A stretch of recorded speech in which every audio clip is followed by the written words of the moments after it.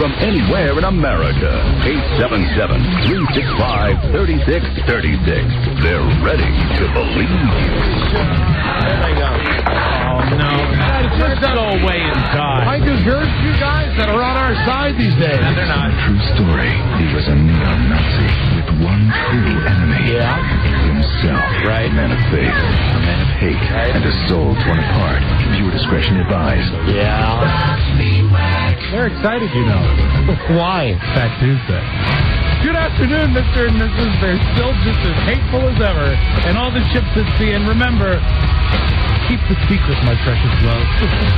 Geronimo and Mike O'Mara. Yeah. Right at highest. Thank you for listening, everybody. Don and Mike Show. It's a new episode, and it's, here you go. It's Tuesday. February 24, 2004. Hi, Don. Mike Buzz Burbank here. Thank you, Buzz. I screw you up. Sometimes I do 02, 24, 04. Today it was 2004. Just had 2004. And Rob's right. What? It's Fat Tuesday. Sure is. Used to be sound effects that would accompany that on this show. Yes. But no more. But still. You ever sucked? Have you ever Did you ever suck the jelly out of the jelly donut There you go. and then fill it with chocolate swirl ice cream? Right. Happy Fat Tuesday. Fat Tuesday. This show that you're listening to right now, it's the Don and Mike Show, and it's rated pretty clean. PC. It's rated PC. Phone number is 877-365-3636. That's from anywhere in America. From Canada, 800-636-1067. D.C. on WJFK 202-432-1067. Your calls are always welcome, as long as they're of an exotic or entertaining nature. Thank you. Otherwise, just wait, and then we'll open up the phones. We take calls all the time. Yes, we do, Bobo. Phone scans. We got to think about the show and think about what we're doing now. Yes. And we've been through this with you. You know where we stand. Mm-hmm. You know what's happening. You know what type of show we're going to do. Right.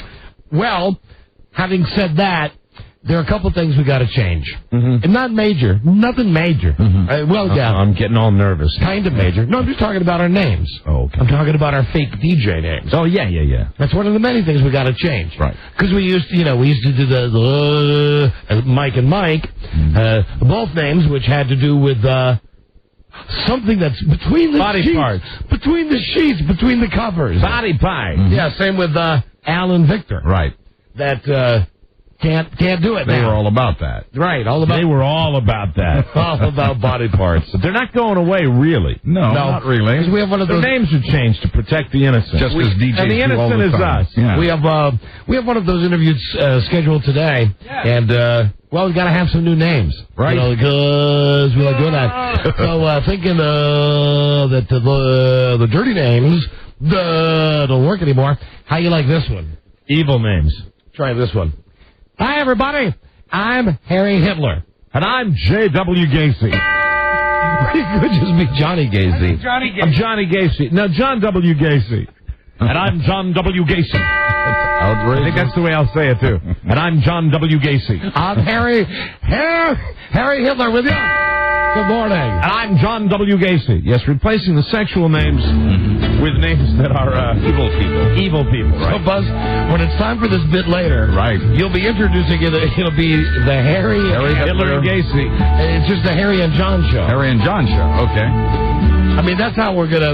Let's just let him find out that it's Harry Hitler and John. You know what? Gacy. I think it's been a long enough period of time. I just watched it on the True Television Network, or maybe it was the USA that I watched the John Wayne Gacy story. So I might really just say that I'm John Wayne Gacy. No. You think anybody that's with half a brain will get it? I might as well be Adolf Hitler. I mean, you could say Dolph Hitler. No, I want to save that. I want to save that name for when I'm going to sometimes be talking about my son. how proud I am. You know, I'm not. I don't think. See, I mean, now I'm not talking about me, Don Geronimo, or me, Michael Source. Robbie, where's the thing with they've taken out all the sound effects, and I need the new thing that shows me where the sound effects are and where the jingles are. It's printing, and because of our fine computer network here, the printer isn't exactly moving at rocket speed, so it'll be here momentarily. So, hold on. So, anyway, when I say that, I'm speaking as Harry Hitler. All right, and I will not as I'm going to be, and I am. So then I'm going back to my original. I will be J.W. Gacy. J.W. Gacy. So that's one way around. See, there's a fun way everywhere. Thank you. Or I'm just going through them. Or I could be, and I'm Jeff Dahmer. Because he was always known as Jeffrey Dahmer. So, I'm Jeff Dahmer. Yeah, there you go. Mike, it's pick your poison. Okay. You decide. I kind of like Jeff Dahmer. Yeah. Jeff Dahmer's a winner. Excellent. Harry Hitler and Jeff Dahmer. You know. Sure, that works. I need to know because I'll need to confirm with him soon. Mm-hmm. With the names, Harry and Jeff. I've committed to double A. Well, I mean, if you're on your mass murderer, you got to go with the cannibal, and I'm going to go with Jeff Dahmer. Jeff Dahmer. Jeff Dahmer with you. The Harry and Jeff show. There you go. Right. That's it. So just be ready for that. See, this Little modifications. This is how we're fine tweaking. But we can fine tweak and we can sure find fun out there. Oh, we can find fun anywhere. I'll tell you. You know what's fun? What's fun is being married for almost 23 years. Knock on wood. Oh, Rob, please hold on with that. Gratuitous time. We haven't made it there yet. But being married for all this time, and you're going to, Don. You're going to make it because you're a fighter. The joy. Mike saw the joy right before the show. He said, "Oh, I gotta call my wife." I said, "I'm gonna call her at work." Fabulous to be able to call her at work. She's working long hours. She's working a hell of a long hours. How could she possibly have been worried that I was going to get fired?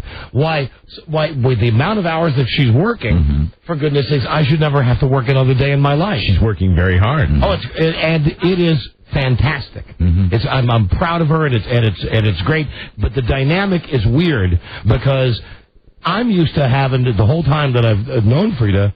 Not that she's the furthest thing in the world. You know this.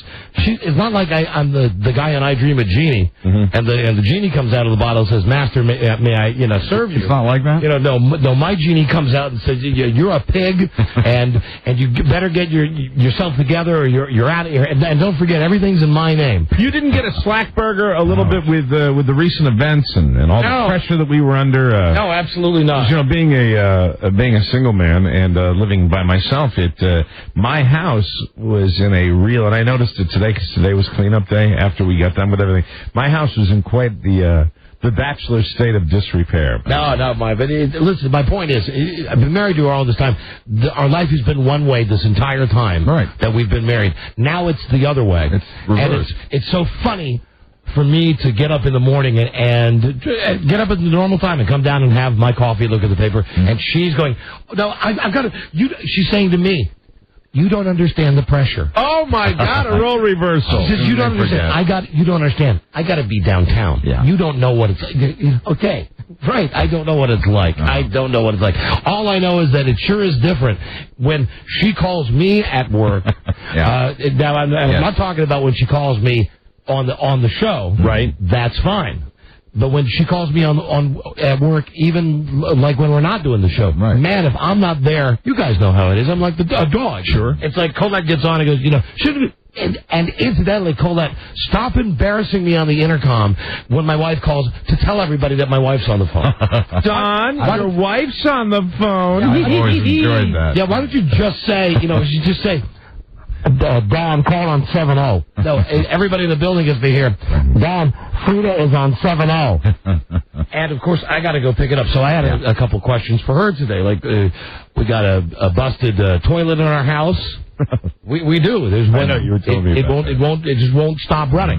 And there was a problem with something else, and this is my job now to handle these problems. Right. It's an REO Speedwagon Commode. So I call her up.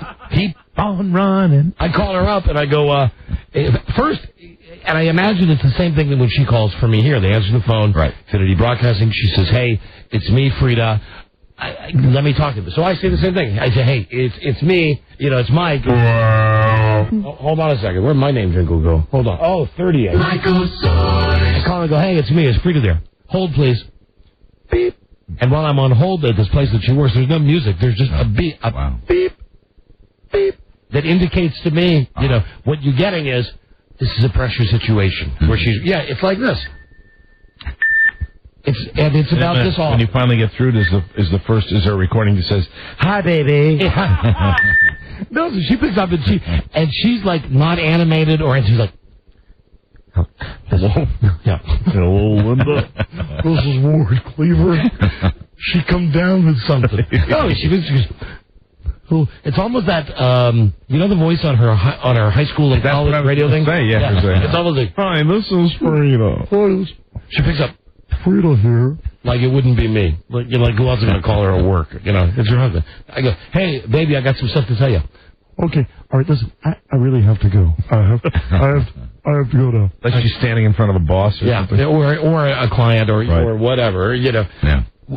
And have I mentioned my wife is a prostitute? Well, that's bad timing. Have I mentioned that that's her chosen field? But a good one. I've not mentioned that. I guess that's an important part of the story. Yeah. That so she was with a client and she couldn't speak. But it's funny. The concept of calling my wife when she's working and she doesn't want to be bothered is funny. Yeah. And it's funny to have it happen in front of Mike when we're sitting in the office today. And then I'm saying to Mike, I'm reading mixed signals from you. I don't know how you really feel about all this work. I was trying to get a beat on it. I'm thrilled with it. But I think there's a part of you that wouldn't mind her being around. Maybe. No, am I totally wrong? See, now you're going to put me in a very bad place. I'm not trying to. I'm really not. I'm really just trying to figure it out because it's just. No, I mean I don't. Okay, I'm going to shut up. No. I just thought that you thought that what? That I'm happy. Listen, I'm not. I think you might like having her around more than you think you do. It's Mike. Okay, how do I say this and not be crass? I don't want, and I'm not trying to set you up to be crass or get you in trouble or anything like that. I'm not talking about just think that maybe there's a part of you that listen, might not admit that you miss her, but you do. I like having her around, but she's coming back. Yeah, you know what I'm saying. Well, we were both discussing that. When I said I don't want to be crass. When you say she's coming back, she's not going to work anymore, or what? What I meant was there will not be a time when she's not there. For I, unlike you, will. Oh, you bastard! Oh. Can I say that word? Sure, you can. Anyway, that's so cruel. Well, that's so cruel. Come on, listen. I'm not. That is not cruel. I'm saying I think you miss your wife more than you let us all know. You were saying it was an adjustment. I think things you miss were your wife reversed more than you and Rob when you're playing with each other's wives. I think both you guys are full of it. I think you're both full really. Of what I ask you? I can't say that. Full of what? I will tell you. When I hear you doing this when we're off the air, and you joke, we all joke like guys joke. I think guys joke like that, and you guys have been married for a long time. I think you're both very into everything. Listen, of course we're into being married, but I'm also very into my wife being out of the house 8 hours a day. Listen, let's be honest. I think she'd tell you the exact same thing. What married guy would disagree? Actually, this might even get you angrier at this. I think I'm going to get myself in trouble with both my buddies in here. Let me ask you a question. Because do you or do you not love your job? This is a good job, isn't it? You ever feel like cutting a vacation short? What's that? You ever feel like cutting a vacation short? No. You see, it's nice to come back to it, but you like your time away. All right, now I understand. Right. And what I was going to say, I think he articulates it better because maybe he has to do the dance. Great job, isn't it? It's a great job. I'm not saying anything anymore, Rob. For your sake. Thank you. That was well said, Rob. He's different. Anyway, listen. What's wrong with it? But your wife works. Yes, she does. Right now, listen, and I think. Can you speak now without? But he's the urban professional couple. I mean, don't judge anything by. But no, listen.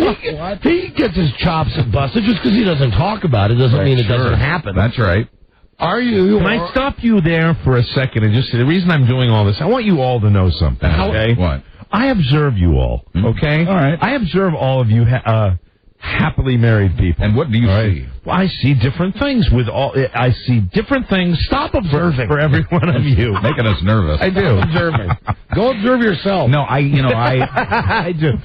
Buddy, I do every single day. I do a little dance when she leaves for work. I mean, I wake up to the barrage of endless questions. I know about that. Come on. Listen, everybody likes a little time to themselves. Oh, you know what? I speak with great authority on that subject, where I will tell you, I have now, and that's what I enjoy my solitude very, very much. Right. I enjoy the woman I date very, very much. I enjoy being with my kids very, very. But it's more compartmentalized than it's ever been, and it's all terrific. It's you. It's all up here for you. It's me. I don't know if I'd want to. I really don't know if I want to change where I'm at right now. It's great to, no matter whether you're a man or a woman, it's great to enjoy your house without that other person in it. You know, you need a little of that time. Amen, brother Buzz. Yeah. Amen, brother Buzz. And I'm the same. All right. Okay. Don't you get it? Yeah. I mean, I love my wife, but listen, the novelty of the fact that I'm home alone hasn't worn off yet. I think maybe it's part like of it. You're ruining my snow days. Part of it is I've never, ever, any married people I've had, I've never seen anybody even in your stratosphere communicate with your wife as much as you do.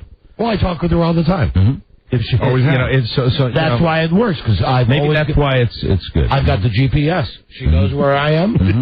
You know, and I think I know where she is right this time. Right. You know, if either one of us needs to be tracked, it would be me. I wouldn't put the tracking thing in her. I'd put the tracking thing in me. Right. Because I'm more likely. So what you're all saying is the same thing. To drive down Danger Highway. Yeah. You know what I'm saying? Sure. But no, listen, you're right. And I thought, Christ, I called her at work to tell her that her toilet is still broken. Right. You know, obviously I love her. I'm telling her these little small insignificant things just because I want to say hello to her. But at the same time, allow me the wonderful freedom to say. Yeah, I don't know what I was thinking. Man, it's great. It's great to have the old nag out of the house. Okay. I think you've made your point. Are you happy now? Rob didn't need to make a point with me. You've made your point. And Buzz, you're Buzz. You know, yeah. you're steady Eddie, man. You just cruise along. Hey, you know, I love her. You know, I love her. Sure. I love her with all my heart. Of course. But boy, oh boy, she's working a lot. I am also quite fond of my wife. Very agreeable company. Oh my God, very agreeable company. I'll tell you who's not happy today. Who's not happy today is Clem Todd, and Clem Todd is a disc jockey. Oh, I thought it was because of the name. No, Clem Todd? That's Bubba the Love Sponge. Todd Clem, I think, isn't it? Yeah, Todd Clem. First name Todd. Last name backwards. Todd Clem. Todd Clem. Todd Clem. Well, no, you know what? Hold on. Not that it makes a lot of difference. Is it Clem Todd? No, it's Todd Clem. Okay, so I wrote it down backwards. I'll find his middle name, too. Todd Clem.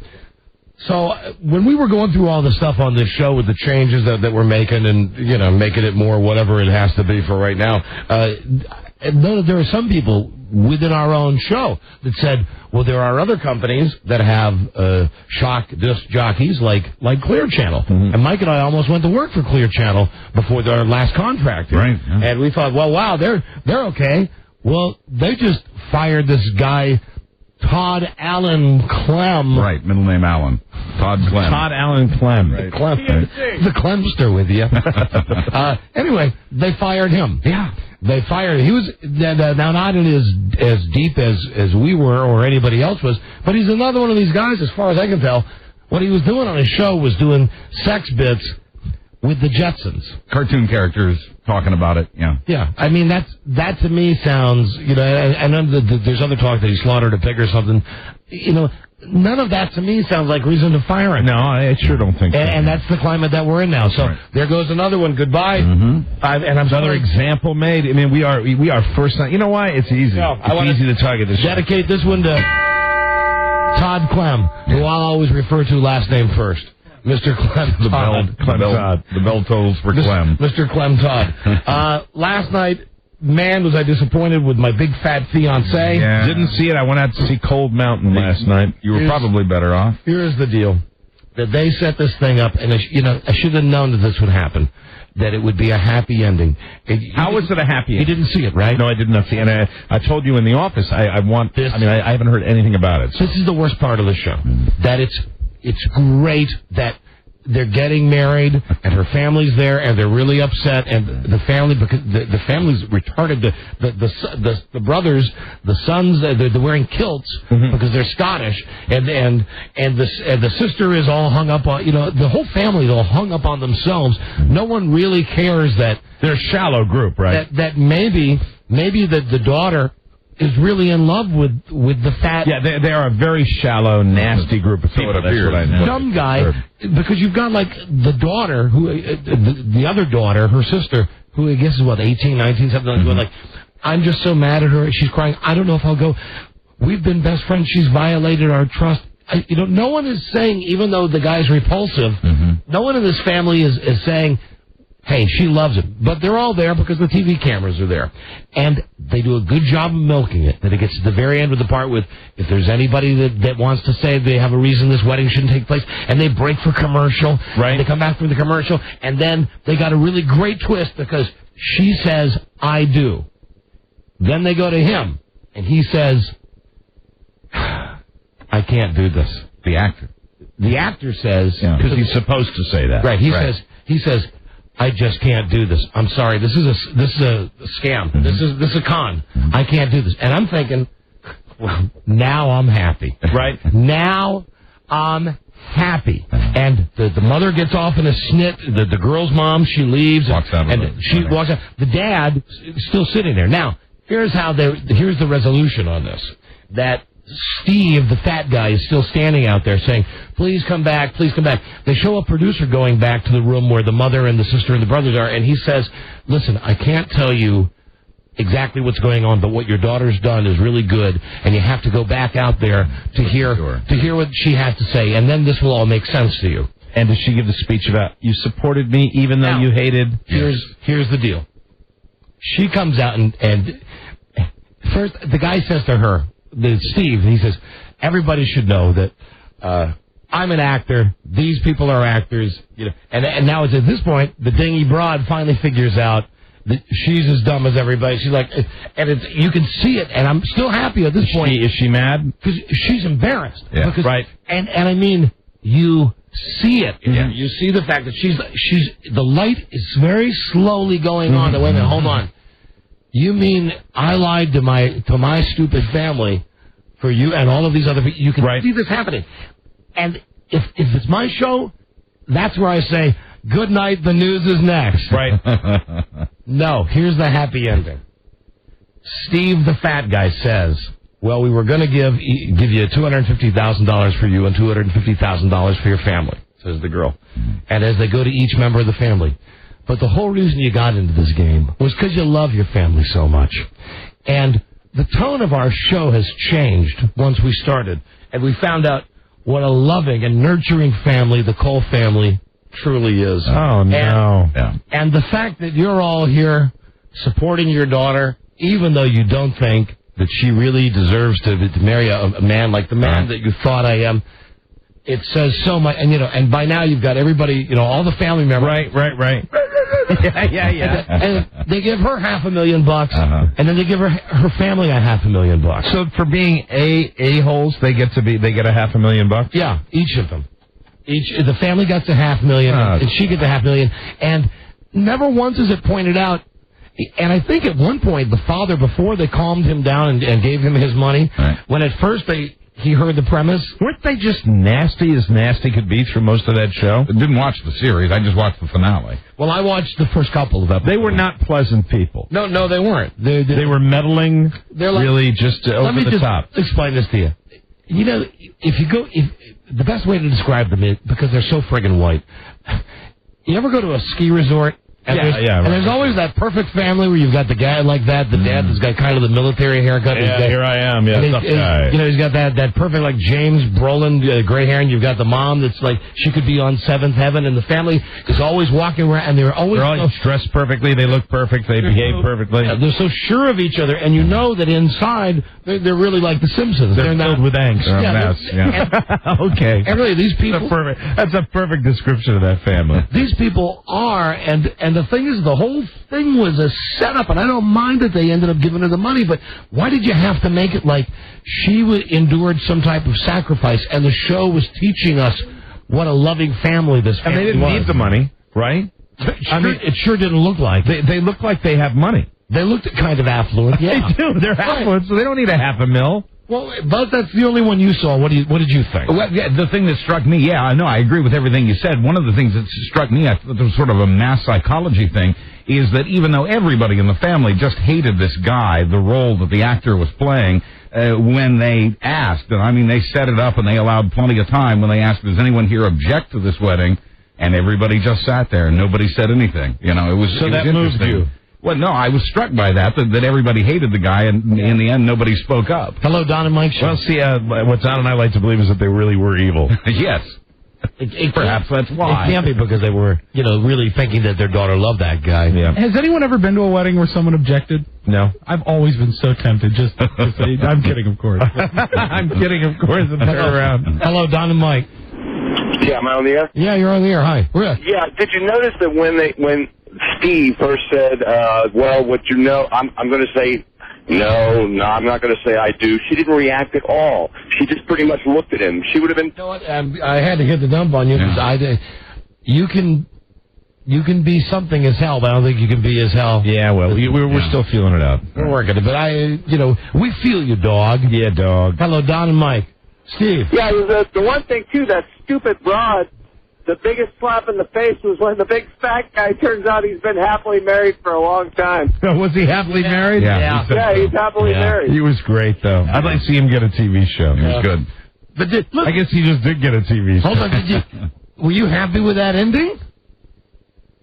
The guy on the phone? He's gone. Guy on the phone hung up. Hello, Don and Mike. Hey, how's it going, guys? Jimmy. Hey, that was pretty. That was kind of dumpy ending. Also, I didn't like it at all. That was the only episode I saw. I prefer watching Fear Factor over that thing. I think it's a mistake, probably, to pick up this line as Jimmy. Jimmy, did you listen to yesterday's show with Jerry and Johnny? Just a little bit. I didn't have time. I'm sorry. Okay. Jimmy, all right.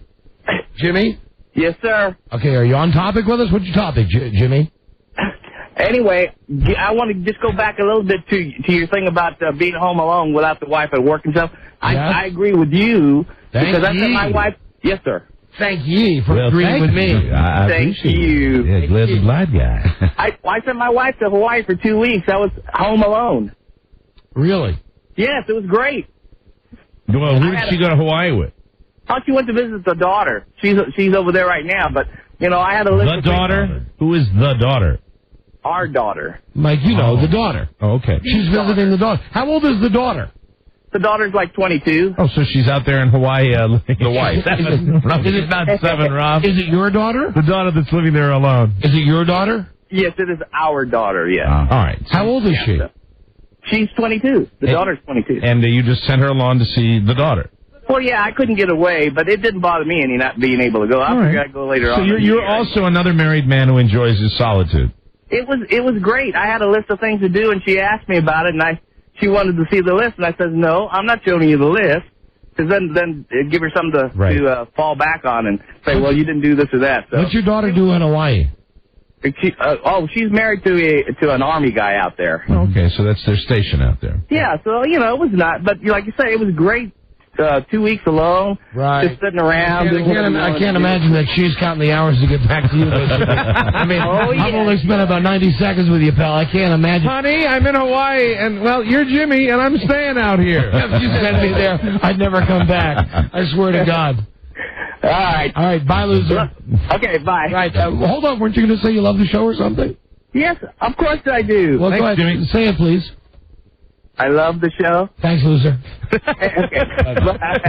Enthusiastic Jimmy. Jimmy, we had a Jerry and a Johnny on. Here's We got a Jimmy today. Jimmy, hold on. Another one? Yeah, Jerry? Jerry. Everybody calling is Jimmy. Yeah, but Jerry. Did you get confused there? I thought for a second that Joey might have, give you the wrong scoop. Johnny. Jerry. So who are you talking to, Jerry? Jerry, yes. Jerry. Hey, did you notice throughout the whole show, the militant son, the guy that was the most upset about her sister, the guy had a beer in his hand every minute of the day. Yeah. That is true. Breakfast, lunch, that's true. Dinner. Because we're muscleheads. And as they were getting ready for the wedding, the guy was walking around with his kilt with a beer in his hand. Did he appear to be visibly bombed? I don't know. You know who looked worse was the other brother. He was the one that he looked like he was on acid. Don't both of those brothers Don't both those brothers look like, if you put those pictures and said, these young men are skinheads. Yes, angry skinheads. Wouldn't you think they're like in the Aryan Nation? First of all, how old are the brothers, roughly? 19. Yeah. What is the deal? Why are they so concerned? Because it's the family. Their sister was marrying that jerk. Yeah, but I mean, let's see. I don't know. Yeah. Maybe I have a different relationship State with rules, dude. And also, you get to a certain level when beer is just a beer. Some people, that's like a Sprite. It's not like hard liquor. Come on, it's just a beer. Rob, we're not all you. All right, goodbye, Jerry. Hey, thanks for the call. Denial. Thank you. Denial. Peace, Denial. peace out. We'll be right back, everybody. This is the Don and Mike Show. There's no way that you could come from my loins. As soon as I get home, the first thing I'm gonna do is punch your mama in the mouth. The Don and Mike Show. Bow to their capricious whims. Don Geronimo and Mike O'Mara. So the caucuses are happening today. And trust me, I'm not getting political on your ass now. The caucuses are today. There's one in Hawaii. I only bring this up for one reason, that I saw this on the news today. It's a real news story. That the politicians are concerned, and I got a picture here to go along with this. Well, pictures don't work on the radio, but I can show Mike and show Buzz. Here's the problem. That they are having the caucus today in Hawaii. It's worth something like 50 delegates. Yeah, they're worried about turnout. Because American Idol's on tonight. And they got a Hawaiian contestant. There's a Hawaiian guy, yeah. You see, there's the guy. His name is Jonah Manahu, Mohanahu. Mahanahoe. It's like every Hawaiian guy you've ever seen in your life. Tiny bubble. Big, gigantic guy. Anyway, they're very concerned. And here's my question. Wasn't there a Hawaiian girl in the last group, too? I think there was a girl from Hawaii. Well, I don't know, but they went after Hawaii, and they had they did one of the, that's why they got him, yeah. Yeah. So, here's my question. Being as I'm assuming in Hawaii that they run things on Hawaiian time, meaning that like primetime network shows, if they were to run them live, they would be on in the middle of the day. Right. So you've got to think American Idol is going to be on at night. Yeah, they're going to delay it. Right. Right. So why is there a problem with people not getting out to do whatever it is that they're doing I think today? the caucuses are in the evening. But further there. Oh, are they really? Oh. Yeah. Or are the caucuses at night? I think so. I think that's why there's the concern. But still, it's just stupid American Idol. But it's Hawaii. It's just They don't got a lot to care about. Well, like what? You can't TiVo it, or you can't tape record it, or something. Or TiVo is TiVo is widespread as you guys think it is, or what? Is. They're practically in Japan over there. I mean, it's that. They what? They're practically in Japan, all the way over in the ocean. In Hawaii. No, I've just been told. Yes, you are right, Mike. That the caucuses are at night. Yeah, caucuses are at night, and they're worried about people getting all excited about their native. All right, then forget what I said about the time difference. I still think that's goofy. It's still goofy. I still think that's. I think it's stupid. Just ridiculous. Anyway, I heard we used to be in Hawaii on like a 10-watt radio station. Hawaii's. I know Hawaii's like way far away, but it's a state. That's right. No, it's not really, though. Yes, not really, which is why it's fine with me. If we were on in Hawaii, I'd tell everybody, do what I do. Don't vote. Don't worry about it. Yeah, it doesn't matter. I mean, look at all the ocean that's between you and the mainland. Right. What could happen? Right. You're safe there. Yeah. You're safe there. If you have any problems, just ask Higgins. You could probably do a radio show in Hawaii, and the rules probably wouldn't even have a boundary on you because you're in Hawaii. Probably no, you just drink, sit around like in your underwear and drink coconut milk. You're in Hawaii and you do a radio show, you get called to the lawyer's office. It was like going to that guy's bar on Magnum PI. Right. Who was Rick was his name. Was that his name, Rick? The helicopter pilot. No, that was the brother. No, that was his other buddy in Vietnam. Well, I mentioned Higgins. Did you get that reference? No, I got that, yeah. Remember the last disc jockey from Hawaii we talked to was that guy at the Super Bowl with the gray ponytail. But now, have you ever seen a happier disc jockey? I mean, was he just happy to be alive? Looking at him. Yeah, right. He's like himself. Because imagine that you do something on the radio and you get called to a grass hut somewhere and they give you a hollowed out coconut that's full of rum and you put on your Gilligan's Island hat and then maybe we could row out to all the tall ships that are out there bringing spices in Hawaii too. Your image of Hawaii, you've been there. It's a modern place. Oh no, it's not. No, it's not. It's very behind the times. You're making what? Are you saying that if we were called on the carpet, we'd go see like the local witch witch doctor? I believe it's very much. we consult over this? It's like Gilligan's Island. I wish. It's like Gilligan's Island. Maybe there are a few places left in the world like Gilligan's Island. It's a combination Gilligan's Island and Flintstone. You'd go to the hut. No, and there would be a bird, and you'd pull on the bird's foot, and it would go, Integrity Broadcasting. Something like that. Not like yesterday. And we did not get into enough specific detail about these offices that we had to go to yesterday for the meeting with the lawyers. You've been fined 16 papayas. There were a couple of things that I'm going to throw out as constructive criticism to the lawyers that has nothing to do with any of the content on our show or the meeting yesterday. This is just an observance of the surroundings. First off, you have a very opulent building and a very beautiful interior. It's like being at a classic 4-star hotel. It truly is. Beautiful. Let me just say, though, that it takes away from all of the opulence, which is the best word that I can use. When asked if I could use the men's room, when they said yes and gave me the key, which was attached, I ask you not, to a piece of metal the size of a license plate. Right. It was like in the Steve Martin movie, The Jerk. You walked in with this thing. I couldn't believe what I was looking at. It was big. I mean, because when you are surrounded with that kind of opulence, you would think it's around the corner to your right. You know, that the type of people, I'm not sure the type of people that come in there on a regular basis, but the hall pass, you get that kind of a key tag at a Texaco. And I'm not kidding when I say, and you guys saw it, certainly bigger than this index card that I'm holding up now. Much bigger, made of brass. 12, 18 I mean, they inches get a long. pass that. It said men on it, but why a key? Yeah. Okay. Hey, look, I have a question. When you went in there, was it a a single seater? I only used the stand-up urinal. No, but I'm saying, was there a commode and a urinal in there? Was it a single seater? Was it designed as a public restroom, or was it designed as a private restroom? It may be private, but there was nothing that would. I would still think you just need you open the door and you lock it behind you. That's all it was. It was like the restaurant at Applebee's. You know, why did you? It was like the bathroom at Applebee's. Why did you need the key? That's what I'm curious about. Because now here is Joe. Hi, Joe. Hi, Joe. Having been a courier for many years in my earlier careers, they keep the key to keep the couriers out of the bathroom and the homeless people, which would gladly live in the bathrooms if they didn't. It seems like an awful stretch for a homeless person to go up and walk into Wouldn't it be hard for a homeless person to get into that building on K Street where those guys are? Sign in. It's easy. Just because there's a guy... The guy didn't stop us just because we had ties on. Yeah, but I mean, you got to go up there and... Don, that guy was at a big desk. You could duck like this and go right past his desk.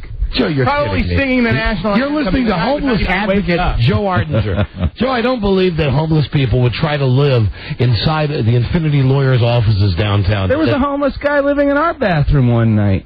Here at the radio station? Well, our bathroom, I mean, my God, you going to our bathroom? Fine, have it, take it. I wouldn't wish it on the homeless. Probably, probably improve the place, put some artwork up there. Now, listen, that's Joe, good for you for having a good heart, sweet, doughy-hearted Joe, but you're so damn dumb, Joe. Joe Ardinger. That they don't have a lock on the bathroom on the 6th floor of a magnificent, beautiful building on K Street, so that a homeless You and I have been in a few more of those offices than our esteemed colleague, and it's unusual.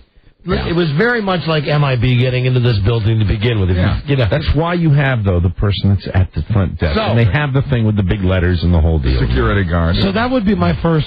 And then the receptionist, who's also a security guard. My first piece of advice to them would be, unlock the bathroom. Don't make a person feel like they're carrying their own license plate. Because it's... I mean, really, it's worse than carrying a newspaper under your arm. And then once you get back from the bathroom to get back into the office... You have to buzz. You have to beep. It's not even like. And this is where maybe Joe's right. Maybe they're afraid a homeless person is going to get into the lobby, but you can't even open the door to the lawyer's office. Right. It's locked at all times. So you had to go outside of the actual offices. And go down the hallway. And you know that they've got to have. You know that inside those offices that they have their own bathrooms. I didn't even know that you went outside the building. I mean, you went outside of the office. You have to go past the elevators. You know they've got restrooms in there. Of course they do. Oh, they don't want the public. Those are the private restaurants. Oh, So that's not good. That's the first thing I wanted just to point out. Listen, I'm a tacky guy, but even I think that's tacky. Is there a restroom I can use? Yeah. Get the key out of the door. Get the license plate. Let him use the one that Get the everybody license uses. plate key. Get the one that the Texaco one. And here's the other thing, and I know we mentioned this yesterday, but we did not do it justice, and we have to revisit the Visa machine. Now, this is... Right. I want you to think about, in your mind's eye, a lawyer's office, and I'm going to describe this exactly as it was. That cherry wood. Mm-hmm. Yeah, very opulent. High gloss. Right buzz gloss. Dimmed lighting. Beautiful. Ceiling lighting. Looks like antique furniture. Expensive furniture. Everywhere you go. To give you an idea, they really had directional lighting just on their plant. Mm-hmm. I mean, this was a decorator design. Yeah, it's very, very upscale. So once you get past the barrage of security and you get to this, you go, wow, I think we're all agreeing we hate lawyers, but you have to stand back for a second and go, this is like where Donald Trump lives. This is beautiful. Well, what do they got in the middle? You walk in and there's a gigantic, like Starship Enterprise size desk. Yeah, they all have those. Console. Reception console. That this reception. Not all of them, but the downtown biggies have them. Right. This receptionist is behind it. Of course, it's all done with this cherry wood and mahogany, and she's hidden behind you, like in a defensive crouch. She can duck down. Well, right in front of her is this big-ass, ugly Visa machine. I mean, the kind of thing that you would see at the Home Depot where you'd swipe your card. Or at a grocery store. You would walk into a Home Depot, and I mean, this looked like you'd say thank you to these very high-powered lawyers, say thank you, we're going to leave your opulent office, and incidentally, would you like me to scan your drywall before you leave? This thing, now listen, I know what it's all about, and there's no need to even start this. I'll play it anyway, okay? Show me the money. Okay, I know. Listen, I know that's why they're in business. Hello? I get it. It has they're always in business. been my opinion that at a certain level, I'm just telling you, lawyers send out bills. your decor stinks. That if your lawyers are still listening to the show today, your decor stinks, and I'll tell you why. I don't know a lot, but I do know this, that when you have a beautiful place like that, you don't junk it up by putting a big plastic Visa machine. No, why don't you just put a shopping cart out front? Right in the very front. Why don't you have really like a candy dispenser? So if you want to buy some candy before you leave, like the kids see. I've never seen anything. Lawyers bill hours. That's what they're supposed to do. Yeah. And then you get the bill in the mail. That's how it works. I've never. The only ones that probably take the credit cards are the one that I wouldn't think that they would be the kind that you'd get like in the strip mall, like guys on cops. Right. Can you defend me? Well, do you have your credit card on hand? What's your limit? Yeah. Well, I tell you what. Maybe they do. Who's to know? Why don't you slide it through? Well, no way. Right. They only defend and why would they possibly have that machine there? Well, you know why? To get money. You're not making any sense. Of course I am. You're losing your head. To get money. No, But you're saying they get money. They get money by getting their high-powered clients and sending them billable hours. It's a tacky way of paying. It's for a lawyer, for a boutique law firm. And is that what they are? Are they a boutique firm? I don't know what they are. I mean, that's what I read in John Grisham books. Do they sell money orders? I bet they do. I don't. Lottery tickets? I don't know. That may be like they say a client comes in and they say to the client, as the client's weighing out, we billed you the last 2 months, so would you take care of that right now? They don't have any clients like that. The clients are then why do they have the machine? You know why? You're just not making any sense. You know why? You're not making it. You're not answering my question. Okay, I'll tell you why. Because their bottom line. I'll explain it to you like this, Michael. The bottom line is, even though it's a high-end, very, very But beautiful, you just said they don't have any clients like that. They don't. You're contradicting yourself. You're losing your head. No, I'm not losing my head. What you want even your biggest Wall Street tycoon to know, when you come through the doors at Sauce, O'Meara, and Elston, listen, we're surrounding you with opulence. But don't forget, Buster. Yeah. There's the answer right there. The Visa machine. Your Visa. Your V-I-S-A-R. Your Visa machine. It is the strangest thing I've ever seen in one of those type of law offices. Symbolic. And it was not even as small as the ones at Safeway or CVS or Home Depot. It wasn't really like it was. You know how cell phones have gotten so much smaller? Right. It was like the first edition of a card swipe machine that came out. It was an old one, and it would look like it was that one that's on a little swivel. And I'll tell you, I know the exact route, or I'm going to guess the route, that it came directly after back in the olden days when you go into a store with your credit card and they had that big almost stapler-like machine. Yeah, they still use it in some places. Yeah, you would just pound that thing, press that thing down on your card. Slide your charge card back and forth on that. Sure, you can do the slider, the real one, where you take that big stapler thing and press it down with a handle. Yeah, they still have both kinds, Yeah, right. Yeah. Mark, Don and Mike Show. Mark, hello. Hey, how are you? Hi, we're doing great. Once again, Joe Ardinger has proved that he knows all and sees all, especially when it comes to bathrooms. Joe, all right? He is absolutely right. All right. He is absolutely right that we've had this in our office where we have found homeless people hiding in a closet in our office. Well, I want any homeless people out there, if they're listening to our show today, first off, thanks. Yes. Thank you very much, and thanks for getting yourself a transistor radio. And second, the address is 10800 Main Street, Fairfax, Virginia. Come on down, set a spell. It's warm and dry. Here's all I ask. Don't hang around when I'm here. Between 3 and 7, don't show up. Go do your picking. But other than We'll be out shopping in the afternoon. Well, shopping to one person, picking exactly. to another. Other than that, help yourself to everything. You know, I think you'll find once you gain access to this building, as everybody does, you know, and incidentally, that's another thing you homeless people should know.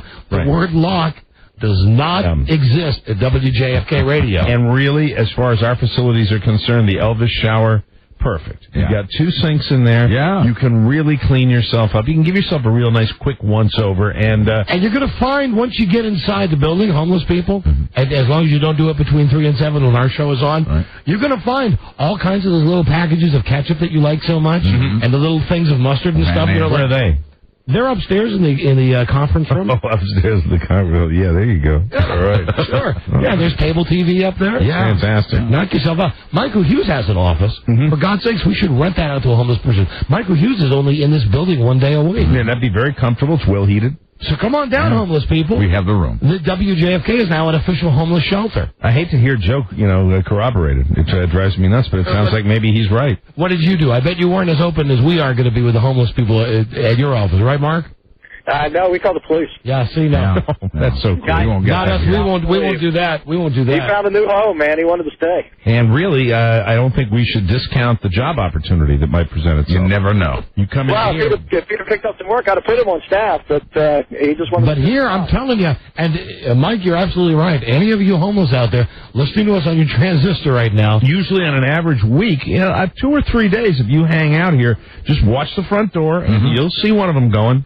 And then just go right in and try to replace him. You take his or her spot. A lot of them have been offered weekend shifts. Sure. Some have accepted. And you're going to love this. If you're homeless, you're thinking about coming down to live here at this radio station and maybe eventually end up working here, hygiene, not a problem. No, as evidenced by the current staff. It does not matter. Look around. You'll feel right at home. It is not job one. As around here, HMO means hygiene mighty optional. So we are okay on BO. we do not discriminate on BO. So come on down. Anyway, how ridiculous is this? And the other thing I had to tell you about the lawyers, being as we're talking about them here in their office, is that today I received a call from Line 1, and he calls me up. Rob. Line 1 here. He says, Don, I want to let you know, the lawyer called, Sidney Pollack called him up, and said that he hadn't heard our show yesterday himself, but that he had heard that we had a really funny show. Yeah, he has somebody listen for him like a food taster. And I said to Alan... So he personally won't be contaminated. Absolutely. Yes. I said to Alan, well, tell them thanks. I mean, I don't know what they were expecting yesterday, if they're going to take the poop and the sex out, that like what we wouldn't be able to do a show or anything. Yeah, well, he didn't listen. Yeah, that's the part I liked. He didn't listen, but he had people that did. That's right. He did. Yeah. And he's got a And if they happen to, listen for about a half an hour and they drop dead, then he gets another person in there to listen. And we were so worried he wouldn't like the show. Nice pizza. Nice pizza machine. Thanks so much. Nice men's room key. Thank you for visiting. Sorry you couldn't use the private men's room. Swipe Swipe that card on your way out, will you, please? And hello, no validation, right? No validation. Parking down there, God. Forget it. I think that we had 8 people. We had 8 different parking lots. Mm-hmm. Listen, I cannot believe that there's a homeless person that lives in that building. That can't be the reason that they locked that bathroom, because they're worried about homeless people. And incidentally, if you want to get people to stop driving the oversized SUVs, just have them to go down and try to park in downtown Washington. Robbie, how many spots did we go to? Like 5. Robbie and I went 5 different garages. I did 3. Yeah. 6-8. It's like if you're out. When I heard this sound on top of my car that sounded kind of like peanut brittle, and the guy came around the corner and went, no, it's okay. It's okay. No, it's not. If you're Yao Ming, there's no way you can get in.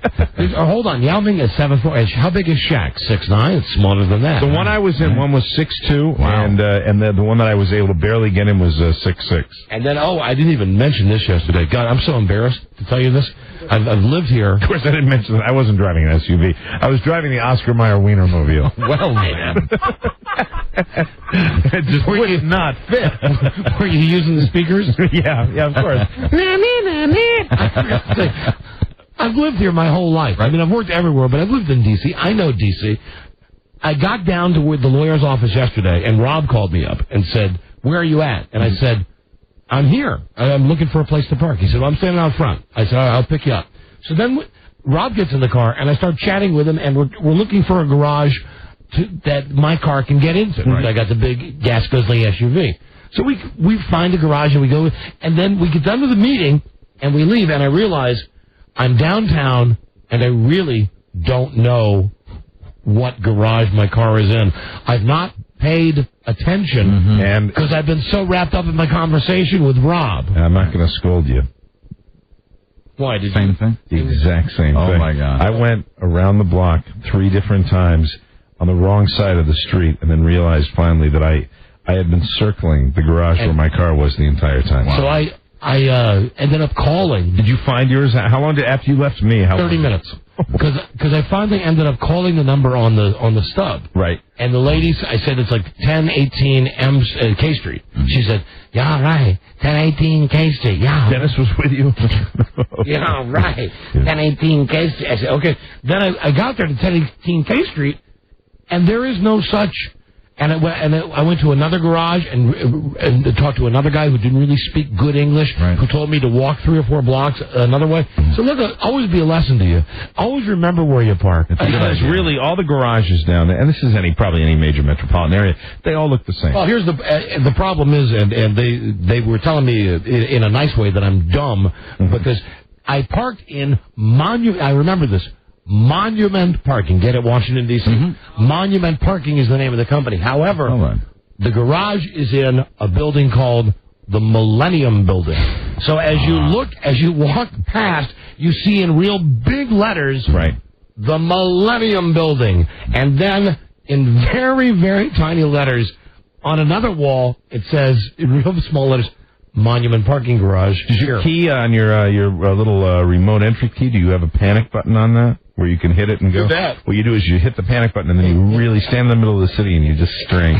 You'll hear it eventually. See if you can hear it. Right. I think it's over there. I get jokes. I get jokes. I get it. Where is it? Where's the file? And that's the sound of Don's panic button. Right, we got a break. Bacardi Limon. We'll be right back. This is the Don and Mike Show. On the other hand, gave herself a lot of options, such as Bowdoin, Holy Cross, Georgetown. You know that Georgetown is a total reach for me. Oh, please, they'd be crazy not to want you. If I can get in there, that means I probably can get into Berkeley. Over my dead body. There are more Nobel Prize winners in the San Francisco Bay Area than anywhere on the planet. Nobel Prize for what? Back and fudge? The Don and Mike Show. You can call Don and Mike anytime from anywhere in America. 877-365-3636. They're ready to believe you. All right, question is anyone listening? Find out. National treasures. Hi. Don John and Mike. We're giving away a trip to Iceland today. We are every day this week. We'll do it in a little while. Win a trip to Iceland on Iceland Air. Iceland Air, the coolest airline crossing the Atlantic with daily flights to continental Europe, Scandinavia, the UK, and Iceland. Yes, because it's Iceland Air. We'll give that trip away in a couple of seconds. Let's see. I know, Mike. I wanted to just mention to you very briefly that even though, how do I put this politely? Even though you're not married and you have a gal pal, I just want to say that you've already demonstrated to me the first sign that you've caved. Caved what?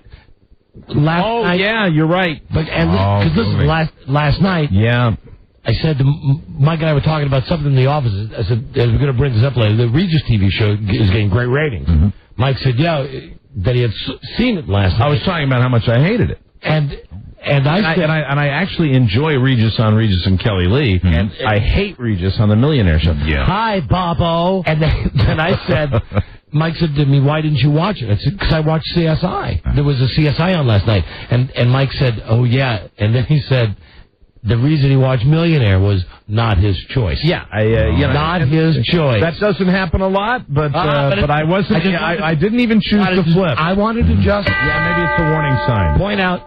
It's the first sign. Might be a warning sign. It's the first. It won't. Trust me, Mike. It Mike. might be a warning sign, but I appreciate you giving heads up on it. Let me say, the bloom's off the rose. It won't be long until you're glad that she's not there. And for anybody that watched, just like the rest of us, slippery slope. For anybody that watched Millionaire, and I think you have a point there. I really did. As soon as you give up that TV right, I know. Hold on. Was it at your place or her place? My place. Oh. Yeah. Guilty.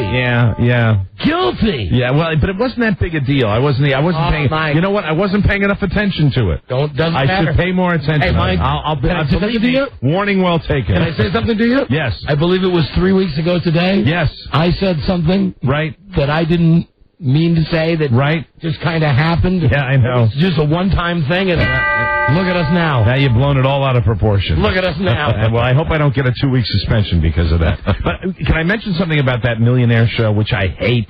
And I watched because Regis is just so underqualified for that job.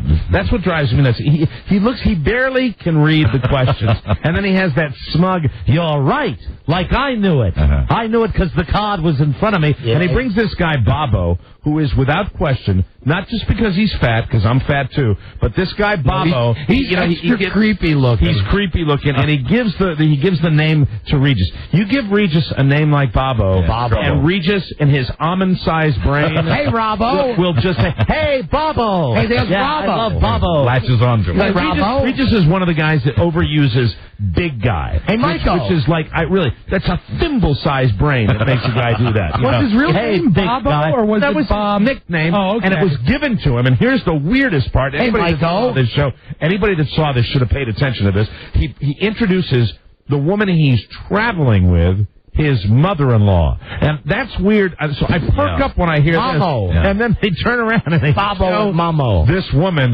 who, if this was not a man in drag, I don't know what was going on. It was strange. I'm traveling with my mother-in-law. And then they showed the mother-in-law, who I believe had a tiny, thin mustache. And it looked like it was coming. It looked like a man. It looked like Dan Aykroyd and Julia Child. It was very, very disturbing. But, of course, Regis was oblivious. Well, Regis wouldn't do anything like that anyway. But it's like, way to go, Bobo. Bobo. You would never know. Say, your mother-in-law looks like a man. And why are you traveling with your mother-in-law, Bobo? Exactly. Bobo, what do you explain? Because there's something disturbing here. And Bobo, you look seriously like you may be a felon also.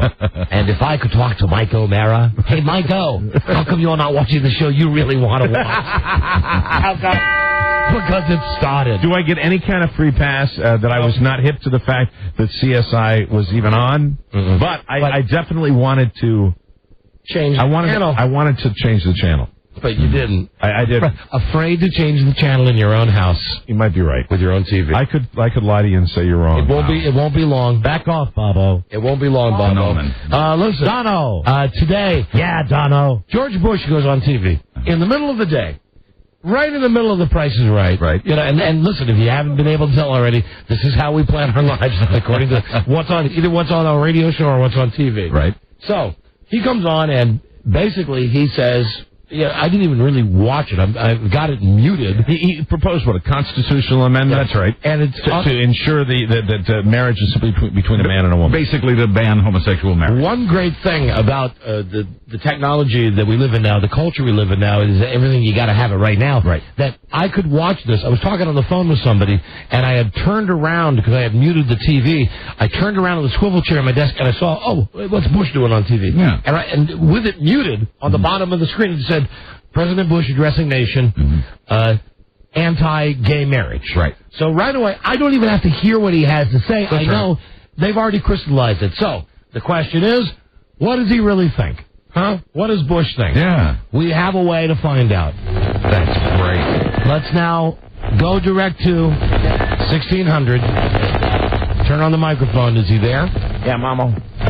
That's George? right. I thought I'd Hey, George. Hold on. Something's coming through on my wireless. My secret wireless speaker. GW. I think it's Don. Hold on a second. Hey, Donnie. Hey, Giorgio. Are you there? Hey, Busho. Oh, man. How's it going? Man, you haven't called me on the super secret phone yet. Listen, This is good. That thing works great. You sound loud and clear. Are we on your show? Not right now. Excellent. All right. We can talk candidly. How'd you like my speech? Did you like about those people that I did today? I talked about those people. Let me just ask you, philosophically, Yeah. Shouldn't gay people be allowed to be as miserable? Shouldn't homos and lesbians be allowed to be as miserable as the rest of us are and get married? Do you want my serious answer? Yeah. I will tell you that I think that the sanctity of marriage in this country should No. Who you talking to? A man and a woman. Is that what you really think? Yes, I do. What do you think about this thought? Two men who get long married. for a day when gay means happy. Picture in your mind. Yes. Two men standing at an altar. Oh, no, come on, don't. Why? Don't do that. Two men. No, come on, man, no, don't, please, don't. Can I say something seriously? Well, I've been in many situations where, we got this one guy, he's a Secret Service agent. I swear he's one of those guys. And he looks at me weird, Is he one of them? He gives me those looks all the time. He's just like, I'll be standing there and I just know he's one of them. I just know he is. He'll look at me and he just kind of gives me that eye, and that's just, oh man, that's gross. That makes me crawl. Two guys, and then hasn't anybody hipped you to the fact though that if you went with this plan that you'd eventually get some money out of these people like you do out of everybody that's married? It's not important to me, Don. It's not really important to me at all. I had a bad experience in the National Guard, and I don't want to really talk about it right now, but I talked to my mama about it, and she told me it was about the worst thing that could happen to a man in the National Guard, and I tell you right now, I feel very strongly about this. Did you receive the Purple Heart? I didn't go that far. In fact, I didn't tell anybody about it, but it's just, there's just, people all the time. Don't you know how it is when one of those gays will look at you? It's weird, man. I tell you, I would have made an exception for Rock Hudson and Gomer Pyle. but man, I tell you right now, this is just not acceptable. So what's wrong with? It's important. This just really makes my flesh crawl. It's gross. It's bad. Let me bad. Boo thing. Boo gay marriage. No, wrong. Okay. All right. Hold on now. Go back in those bars they go to. That's where they should stay. Hold on. You're talking about boys and men, right? Guys? Yeah, guys. Of course, man. What about women? The same thing. It's that same thing. Well, oh, come on. All right, I'll tell you one time. I could make an exception. I watched that Britney Spears Madonna thing. Yeah. Yeah, I think that was okay. You bet your ass that was the other okay. thing's gross, man. It just bothers me to no end. I tell you right now, and I just think that it's going to unravel. And if I say yes to this and I don't make a stand right here, the next thing you know, you're just going to have men proposing to men all over the place, and then that's just going to be bad, and Mama will get mad.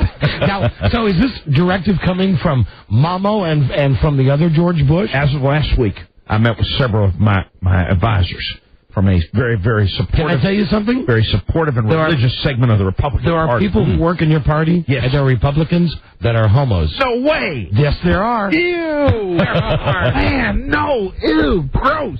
Don't say that to me. You're going to get me all... Hey, look at my goosebumps. You can't see them because we're on that super secret radio I have at my desk. But I tell you, I made a conscious decision last week.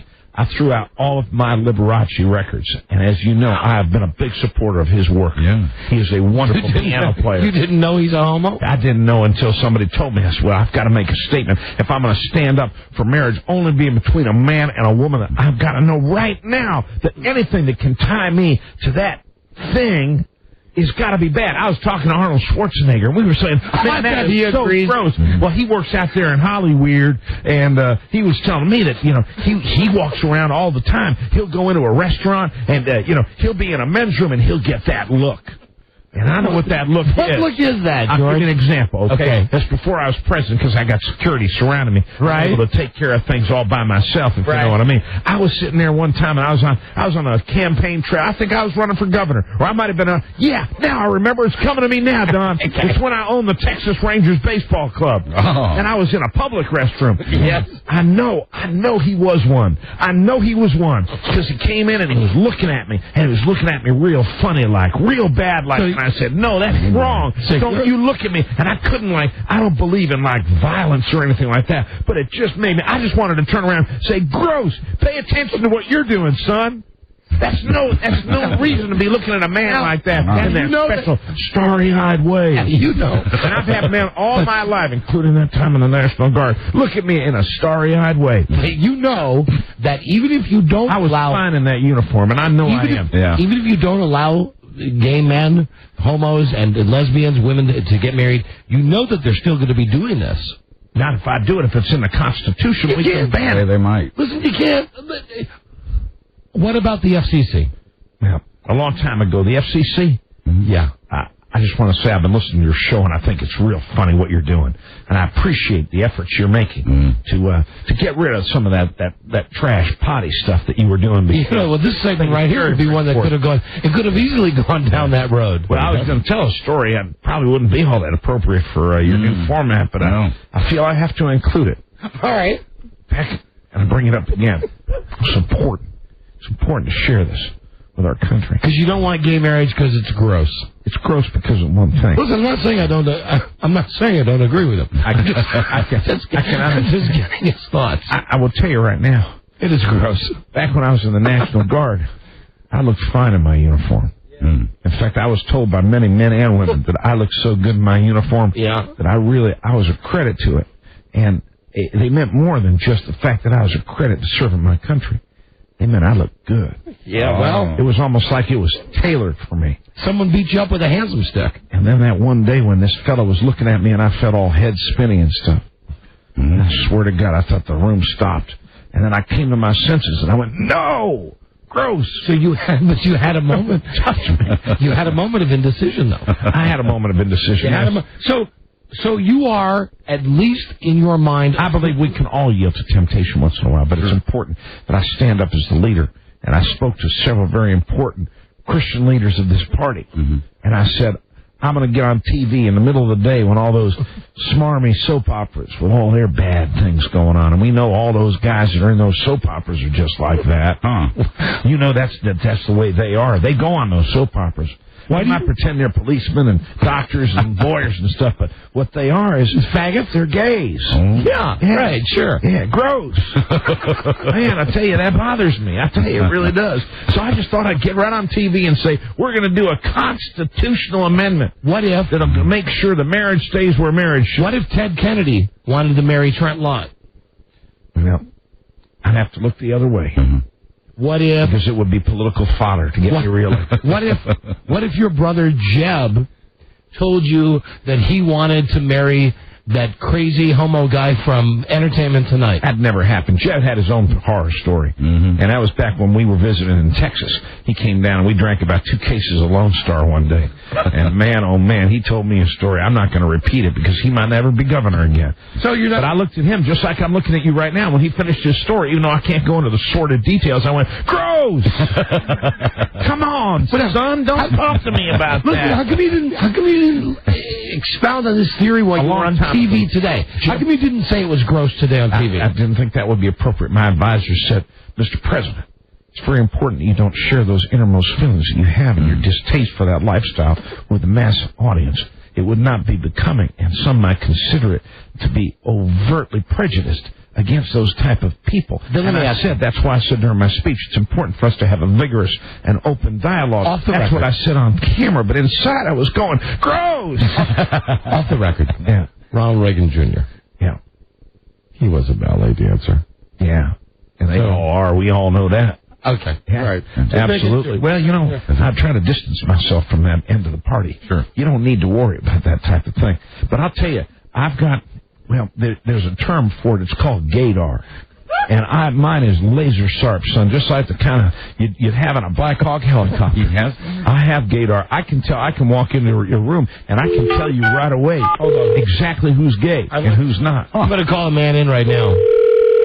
Where's Hello? Joe? Hey, Joe. Oh, Charlie? Charlie, thank you. Hey, come on in, Joe. Have Joe come in. I just want to say, while he's coming in here, can I compliment your radio station? I'm a very big fan of your show. I enjoy that, and I like Bill O'Reilly. And he's very, very attractive, but I control my whims. What about this gentleman right here? Here he is. Joe Archer. Take it out. Take out your gaydar. Hold on a second. What do you think? Hi, Joe. Man, that hair, Hey. That hair looks like one of them. Yep. Your hair looks like one of them, but are you married? No. He's gay. Gross! Well, there you go. Hey, President Bush? Yeah, go ahead, Don. I got a question for you. Sure. It just occurred to me. Go right ahead. How is it that you can see, Joe, when we're talking to you on your super secret two-way radio from the White House? I thought you put them on your super secret picture phone. How do you even see him? How do you know that I can't see all of you, but you can't see me? That's right. There's the trick that's on you, oh Swami of the airwaves. I am able to observe and I've analyzed your behavior, and I've seen you. You are not gay. Well, if I was, that would be gross, right? That would be gross. That would be not appropriate, but I will turn off my super secret Artinger cam now, so I won't see it. I got to run. I'm going hunting with David Guest. Bye, George. Have a good day, and listen to me. Re-elect me. Please. Things aren't going well. Listen, you got to help us. Dude, hold on a second. Before we lose the connection, what about how we've had to change our show? I mean, we're okay changing our show, but can't you help us? Son, your country will be proud. Mamo says you're doing a great job. Can't you help us? Goodbye. Goodbye. Well, bye, Annie M. Bye, Annie M. It broke up before he could help us. I lost him. He's gone. He's gone. Well, that's the way he really feels, I guess. That was a big thing on TV today. No gay marriage.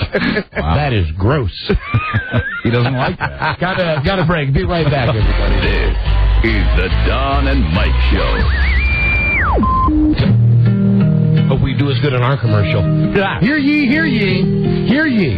Switch to Singular Wireless, and ye will get a wireless company that offers ye and ye family the best plans possible. Ye are right, my friend. Only Singular Wireless has family talk, and Singular is the only place for rollover. Ah, you know the old rollover. The rollover plan is great. It allows you to roll over your unused minutes month to month for up to a year. Rollover. And when you add great features to your account that total $4.99 or higher. You mean like text messaging or roadside assistance? Exactly. You'll get a swell LG 4010 flip phone free. No hassles, no rebates to fool with. And right now, Singular is waiving the activation fees on national plans $39.99 and higher with a 1 or 2 year contract. So why wait? Run screaming to your nearest Singular store. Visit www.singular.com for phones and features. By the phone. Tough guy. Tough guy. Hey, tough guy. Restrictions apply. Tough guy. The Don and Mike Show. Tough guys. WKK. This is the Don and Mike Show. I must not scream. I must not scream in front of them. I must say, I must not listen to my mind. I must not run off the set. I must not run. I must not run. I know I'll break down. They'll find out I'm weak. They'll find out I'm in pain. Oh, God, what God? I will break down, look like a fool, an idiot. They'll find out I can't act. Can't act at all. End of the vision. Well, there must be a way out. And my mind is telling me there's a way out. You get a nice, cool gun. We'll talk with Phyllis Diller and continue with our panel right after this. Don't go away. The Don and Mike Show. Good segue, Larry. Sure. They are Icelandic cowboys. In the West, Don and Mike. We'll give away that trip to Iceland from IcelandAir.com. Give it away at some point during today's show. Phone scan coming up. I'll hold up with your calls for one more break. Mike, I'm sad. You are? And I'm not sad for the reason that you might think I'm sad. Okay? I'm not sad for any of those reasons. All right. I'm sad because Joe Vitale. Who? Joe Vitarelli. Vitarelli? Joe Vitarelli's dead. Who's Joe Vitarelli? He's a friend of ours.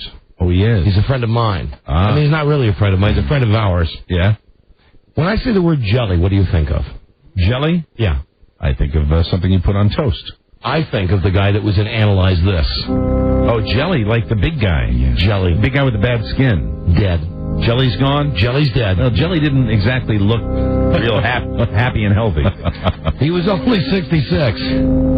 He was in Analyze This. Yeah. And he was in Analyze That. And he was in a million other mafia movies. All right. Starting in, I guess, like 1990. He was in all the mob movies. I don't know if he was in Goodfellas. He wasn't in the serious mob movies. He was always in the comedy mob movies. He was like in the movies like Married to the Mob. Right, exactly. Or Analyze That. Or he was a very cartoon-like wise guy. Wasn't he in Mickey Blue Eyes? I'm sure he was. He was. That awful one with Hugh Grant. He had a big role in Mickey Blue Eyes. Jelly.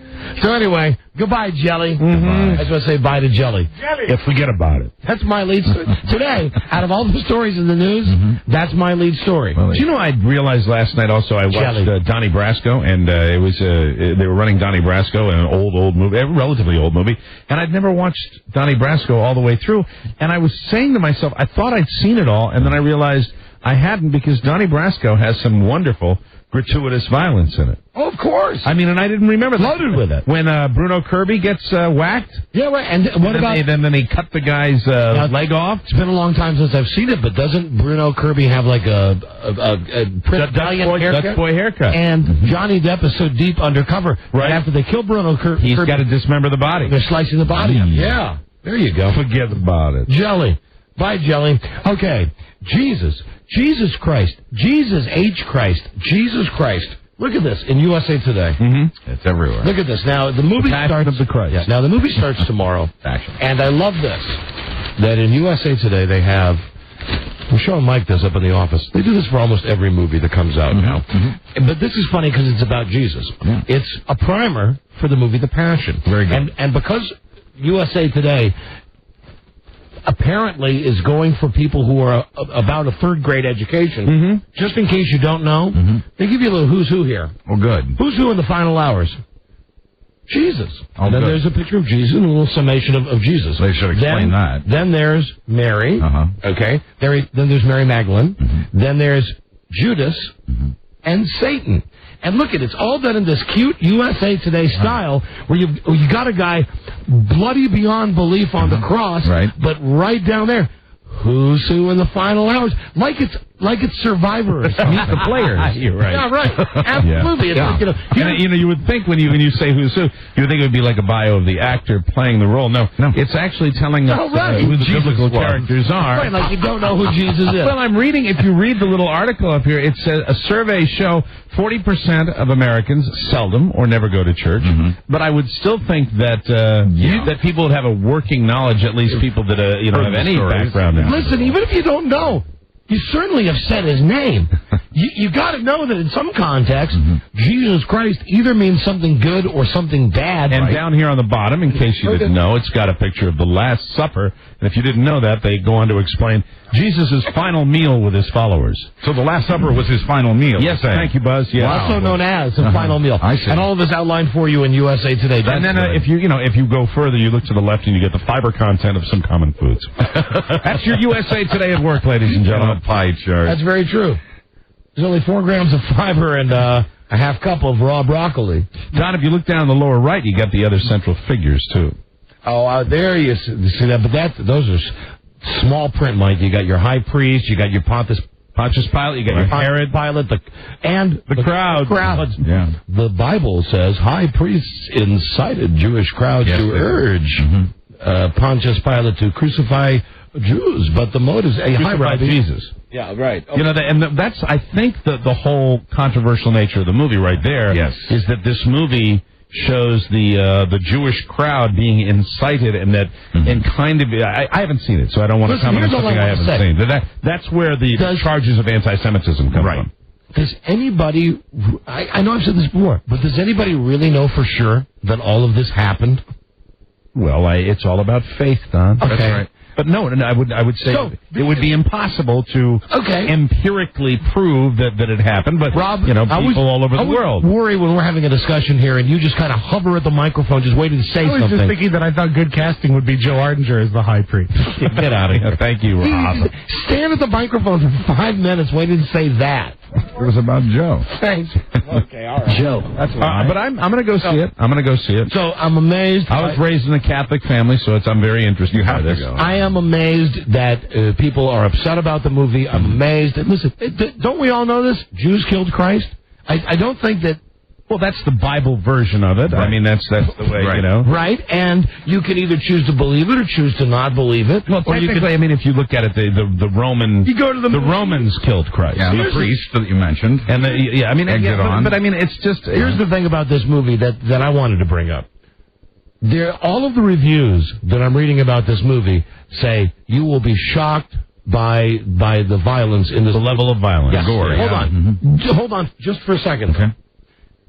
The story, as I remember it being told to me, was about a guy who basically had the crap beaten out of him. They dragged him through the streets. They put nails through his hands and his legs and put him up on a cross. Now, the movie's based on the last 12 hours of his life. I don't think he had time for a latte or for an extra value meal. I'm pretty sure that those last 12 hours of Jesus' life, if in fact it happened like everybody says, they were probably pretty bad hours. Pretty brutal, yeah. So knowing that the movie's based on the last 12 hours of this guy's life, why are all the critics coming back and saying we are surprised? And when you say we all know, see, I just want to clarify what you're saying because I don't think you know what you're talking about. When you say we all know that Jews killed Christ, there's a humanity killed Christ. That's the interpretation. That's the message. That's the message that comes through in the Bible. But Jesus was a Jew, and Jesus was a Jew, and but there were. Everybody was on hand for that. I mean, you can, and that's that's the way it is. I mean, that's the way. And even Mel Gibson, I think, has said that humanity was responsible for the death of Christ. I wasn't there. I couldn't tell you. Yeah. I couldn't tell you. I've read many different versions. I'm just surprised when you get beyond the rhetoric of whatever I brought up here with if you believe it or not, if it's true or not. Why is everybody so flipped out that the movie's graphic?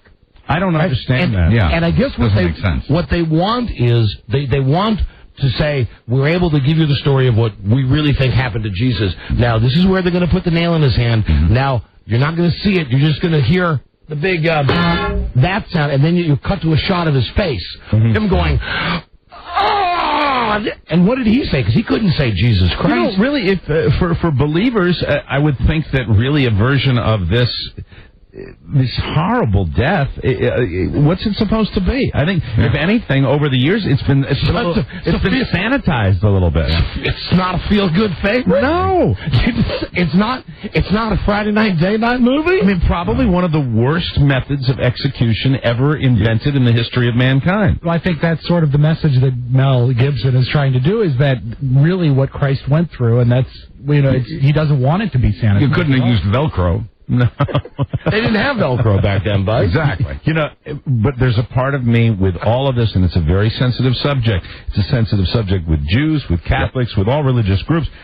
There's a part of me that I ask everybody, this is still Hollywood, ladies and gentlemen. Right. It's just a movie. This is still the movie machine, and really, when you talk about publicity and PR for a movie that's got this much buzz on it. Listen, hold on. Immense buzz. Let me just I mean, I always say beware. I've said this forever. Beware of the Hollywood PR really machine. hyped. They got us talking about Jesus. Okay? Yeah. That's how far it's trickled down. Wow. And I think that I heard that Mel Gibson was asked because of his, I think he's only been involved in this part of the Catholic Church for 12 years. About that. And he is...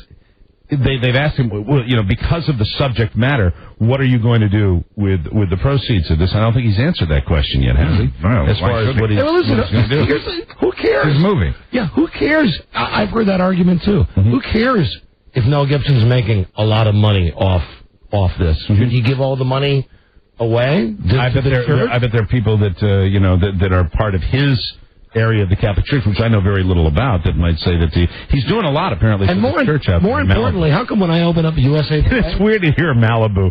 It's weird to hear church and Malibu in the same sentence. I know there are churches in Malibu. How come there's not a primer for Euro Road Trip or whatever that movie is? How come the only primer? I bet you'd get one. How come the only primer I'm going to show you the next time we get a primer for a movie like that? For Jesus. I know Jesus. Jesus, you know? I know him. He's all right. He's all right with me. I think this is the very... He's just all right. This is the very...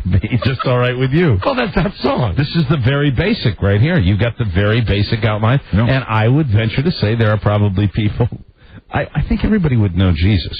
And everybody would know that Mary was his mother. Mm-hmm. And most people, I would say most people would know Judas. You get into Mary Magdalene, and I think a lot of people think she's married to James Carville. So maybe it's good that USA Today. Maybe you're right. Prince, who Jesus is, who everybody knows. Now anyway, listen. The whole thing is, you're right. Everybody's right. It's a mess. It's an angry mess. Mm-hmm. It really is, and it's just going to make money. And I don't care. Let him make money with it. I just wish it was in English.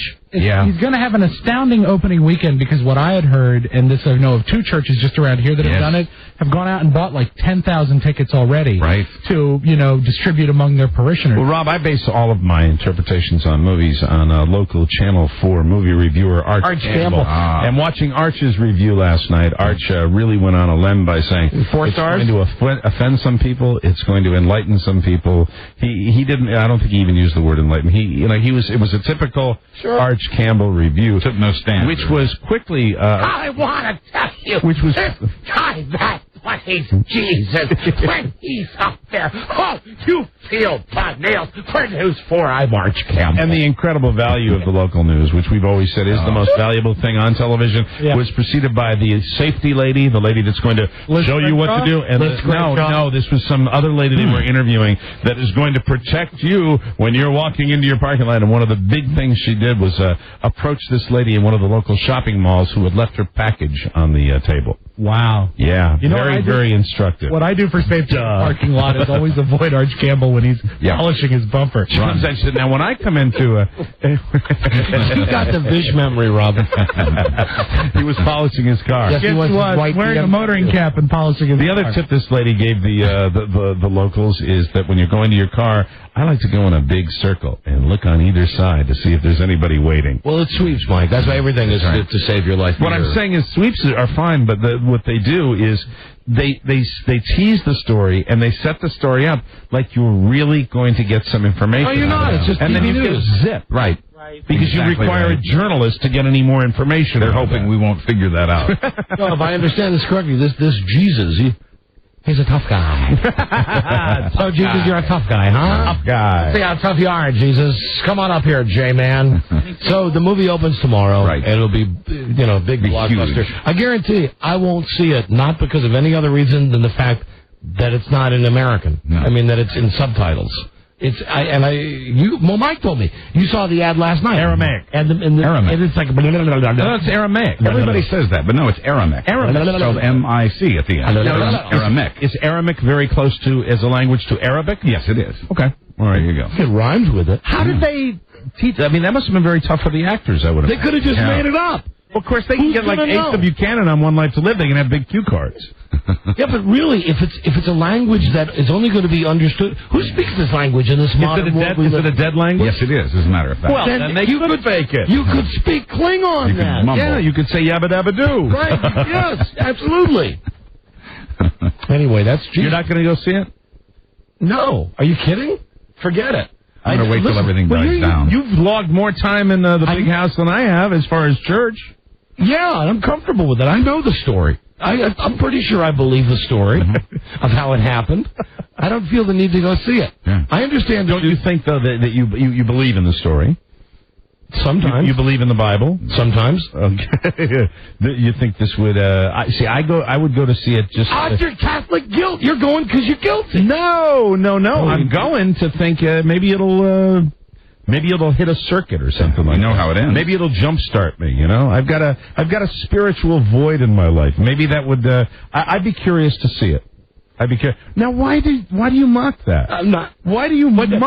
I'm not.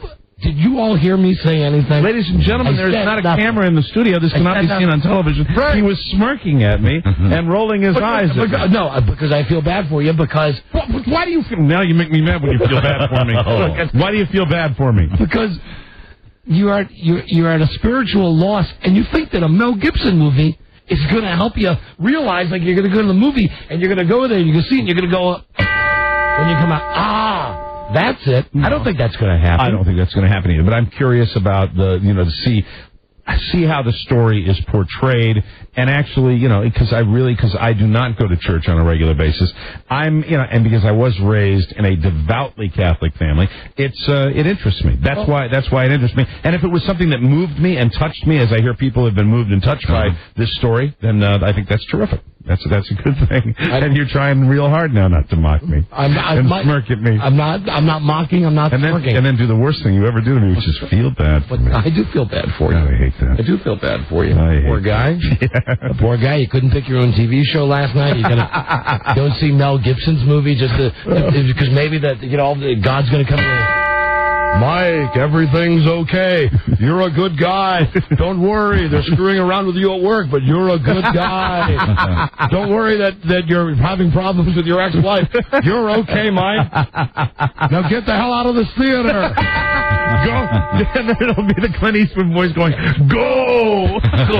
Go. Okay. Christ. No pun intended. Christ, enough of that.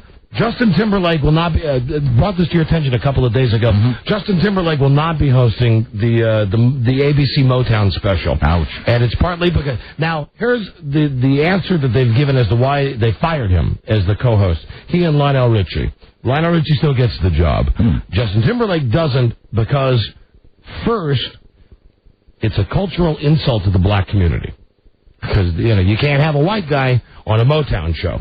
And then second, well, because of the whole Super Bowl thing. Right. Yeah, a lot of people feel that Justin kind of got off scot-free from this whole controversy. And you know what? I'm one of those people because he did get off scot-free and we got suspended. Yep. But I think that they really, and they address it here. Hold on. The African-American pundits outraged about the choice of Timberlake called it, quote, a cultural insult to the black community.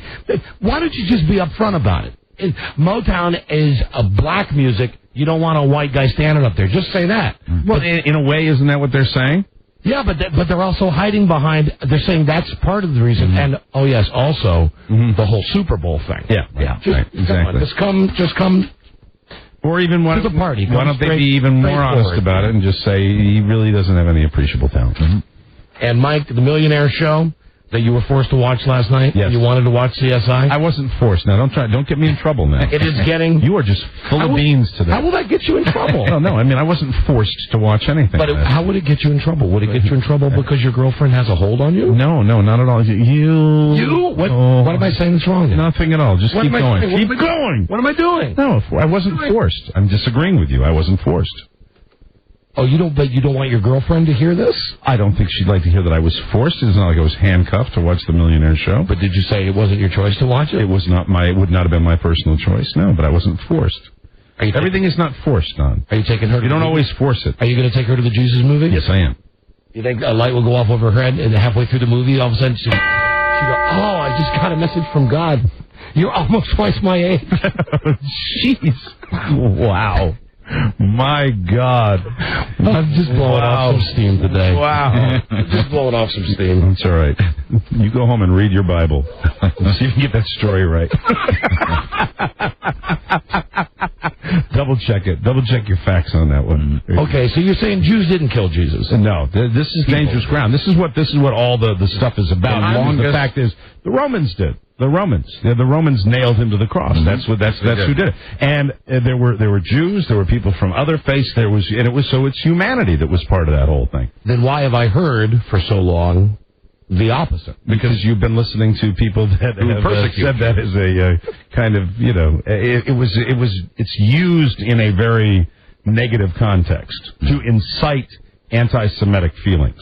I'm not for that. I know you're not. I'm not. Right. I know you're not. I'm not for that. And that is what all the controversy is about, because the way it's interpreted is that one of the high priests, is it one of the Jewish high priests who goes in front of the crowd, right. And that's the way this is the way I hear it. I haven't seen the movie, so I'm not comfortable talking about what's in the movie, but that's the way it happens. The Romans and the priest got everybody, riled up, and then it happened.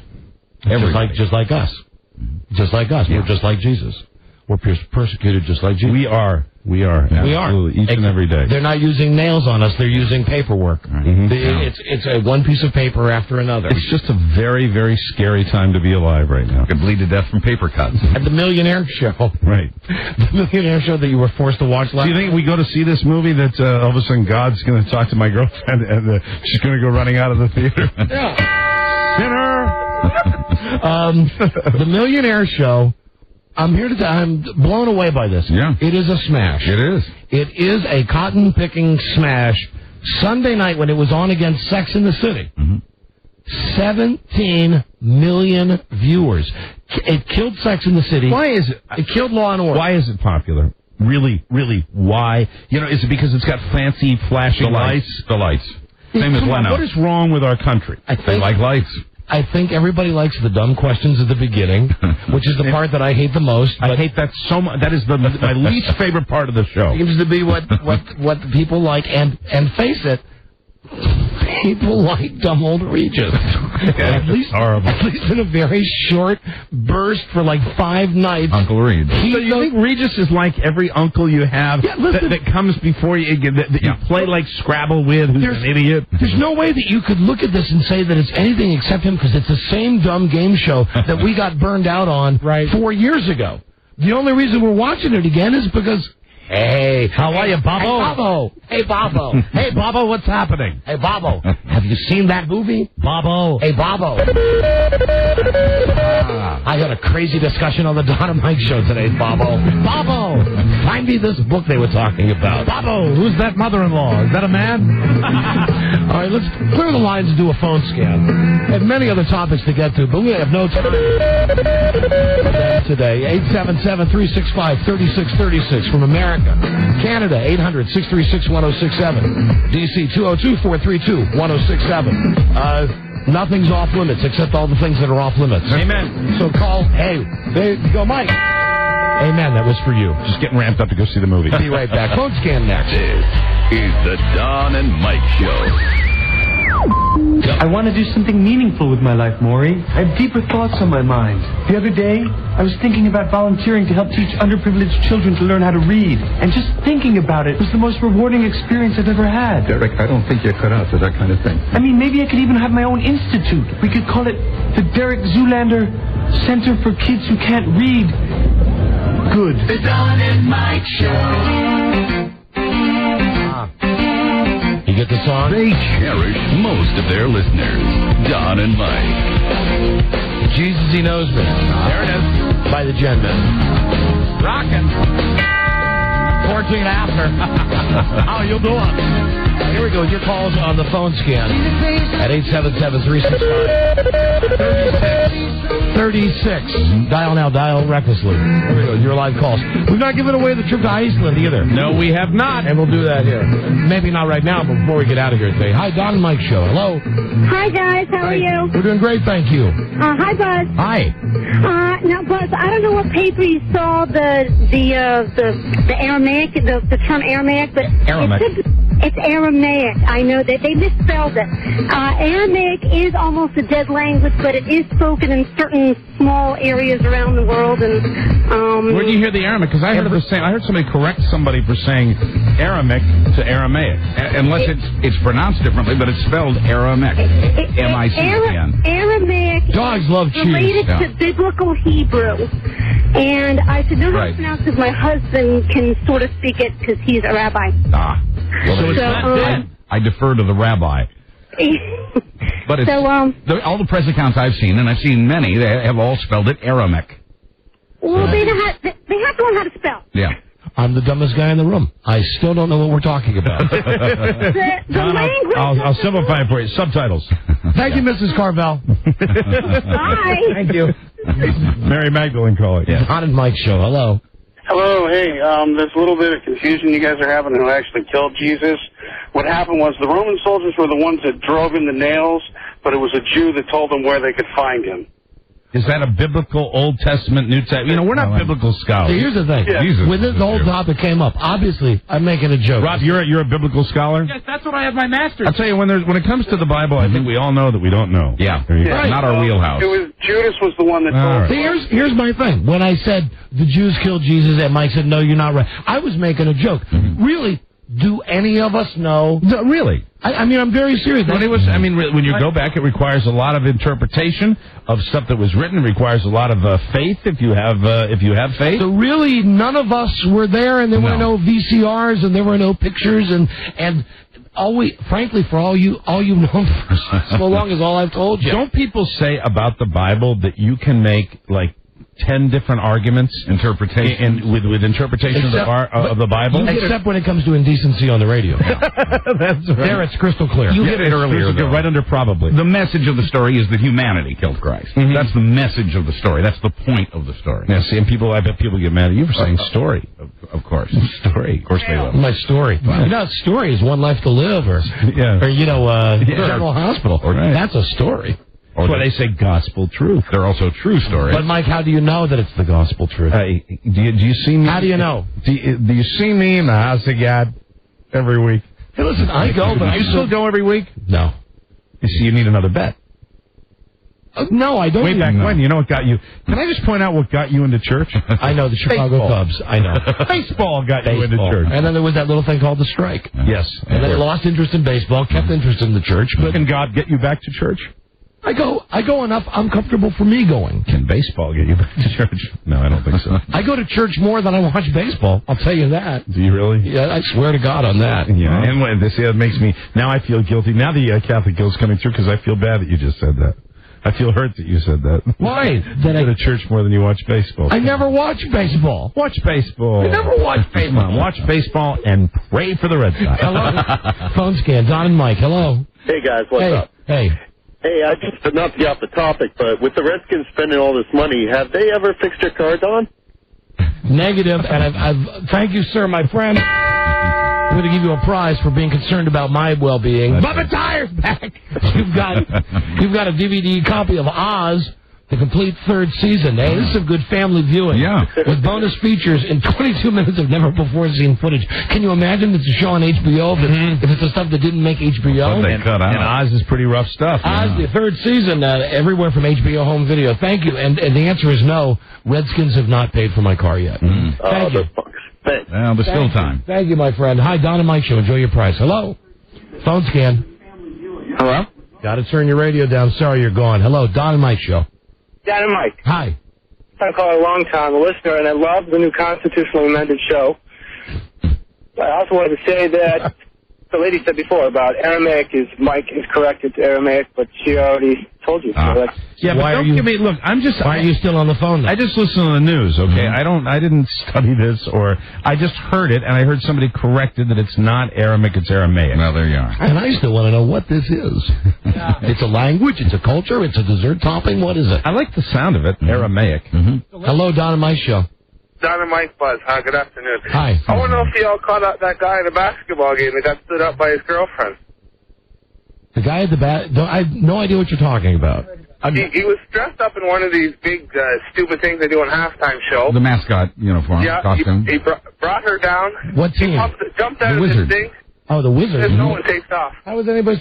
Not really You the don't have NBA. this in your packet? What is I did, yeah. What is the, can you enlighten I don't know. See, we live in Washington, but nobody follows the Wizards. The short version of the story, and you'll thank me for the short version of the story, the guy proposes to his girlfriend. He takes off the head, from the mascot uniform, proposes to her. She buries her head in her hands, and they put up on the scoreboard, she said no. The crowd lets out a big groan, and then they go on with the game. So she really did say no? At halftime, yeah. She said no.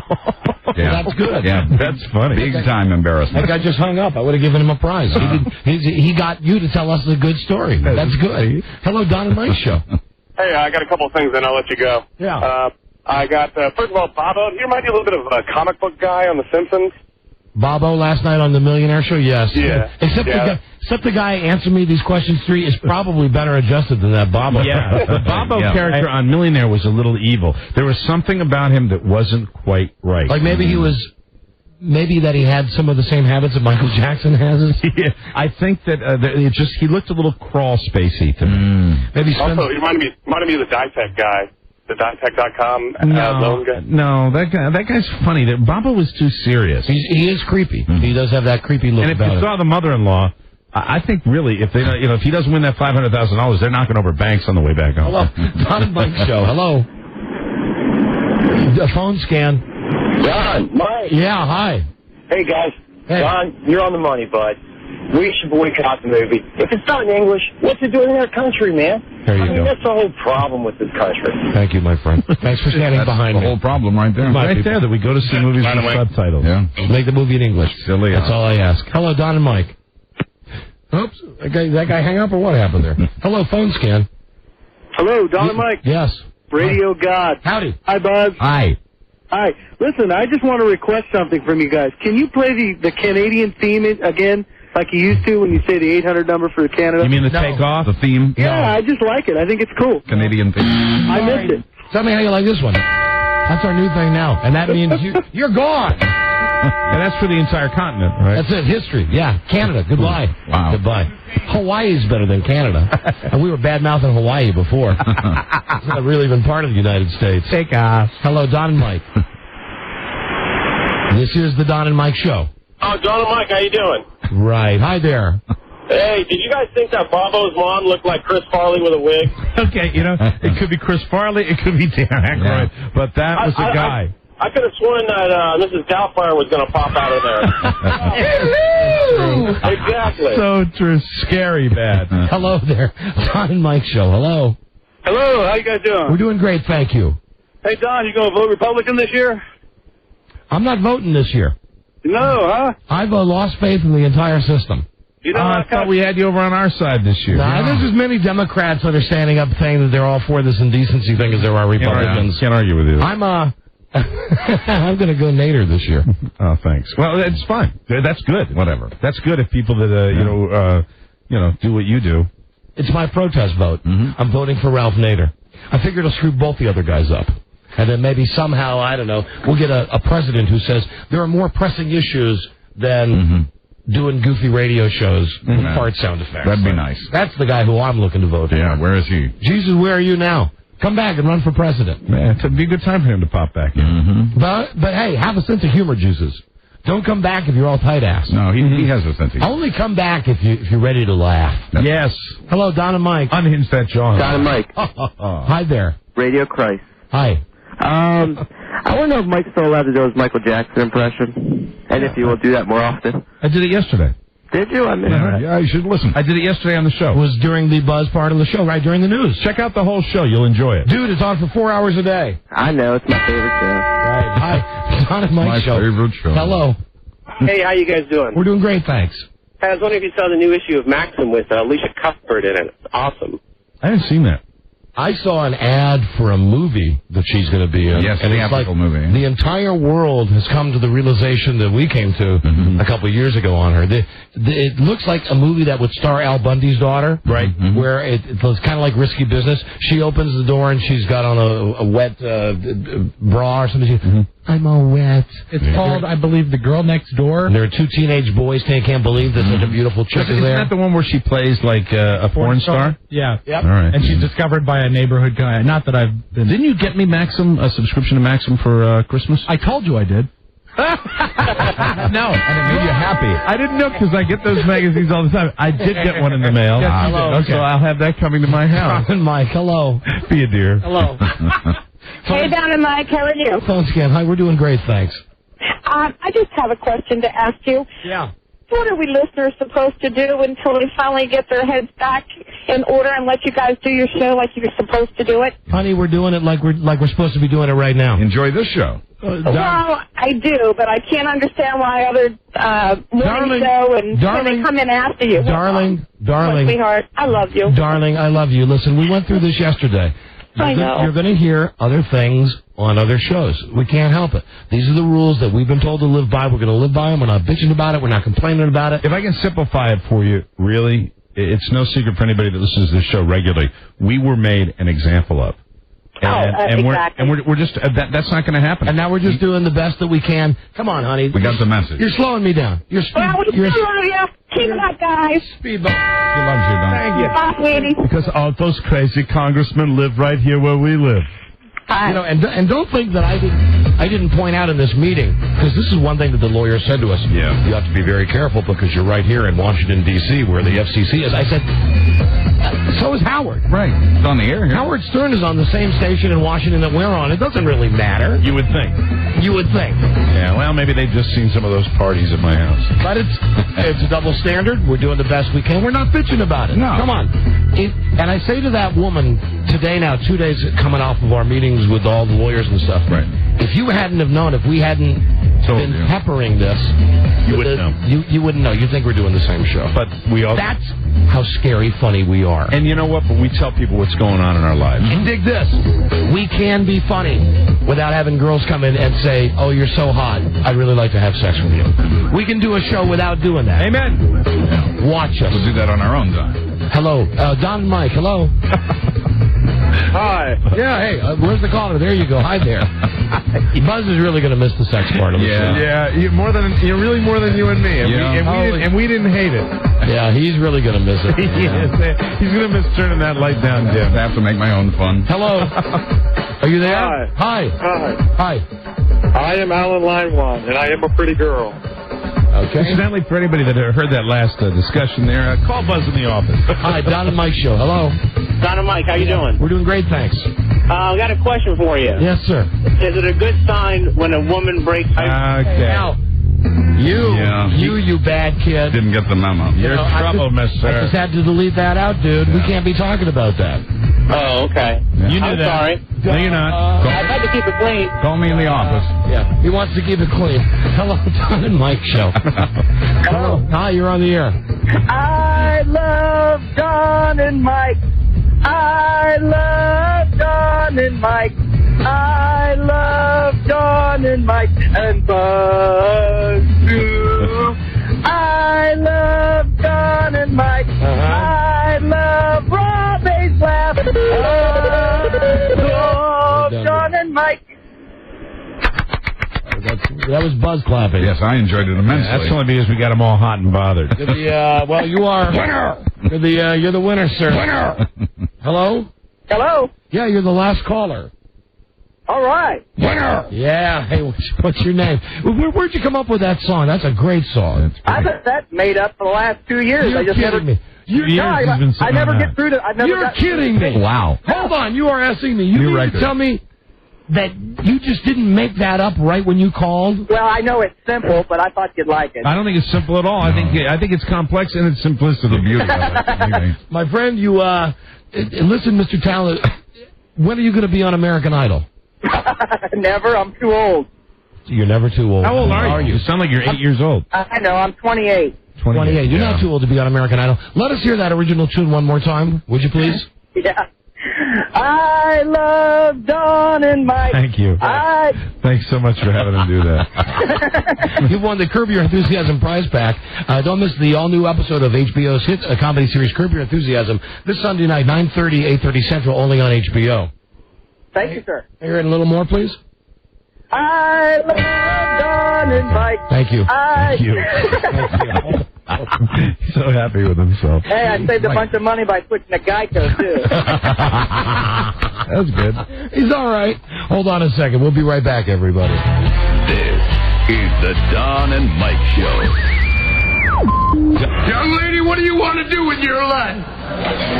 I want to live in a van down by the river.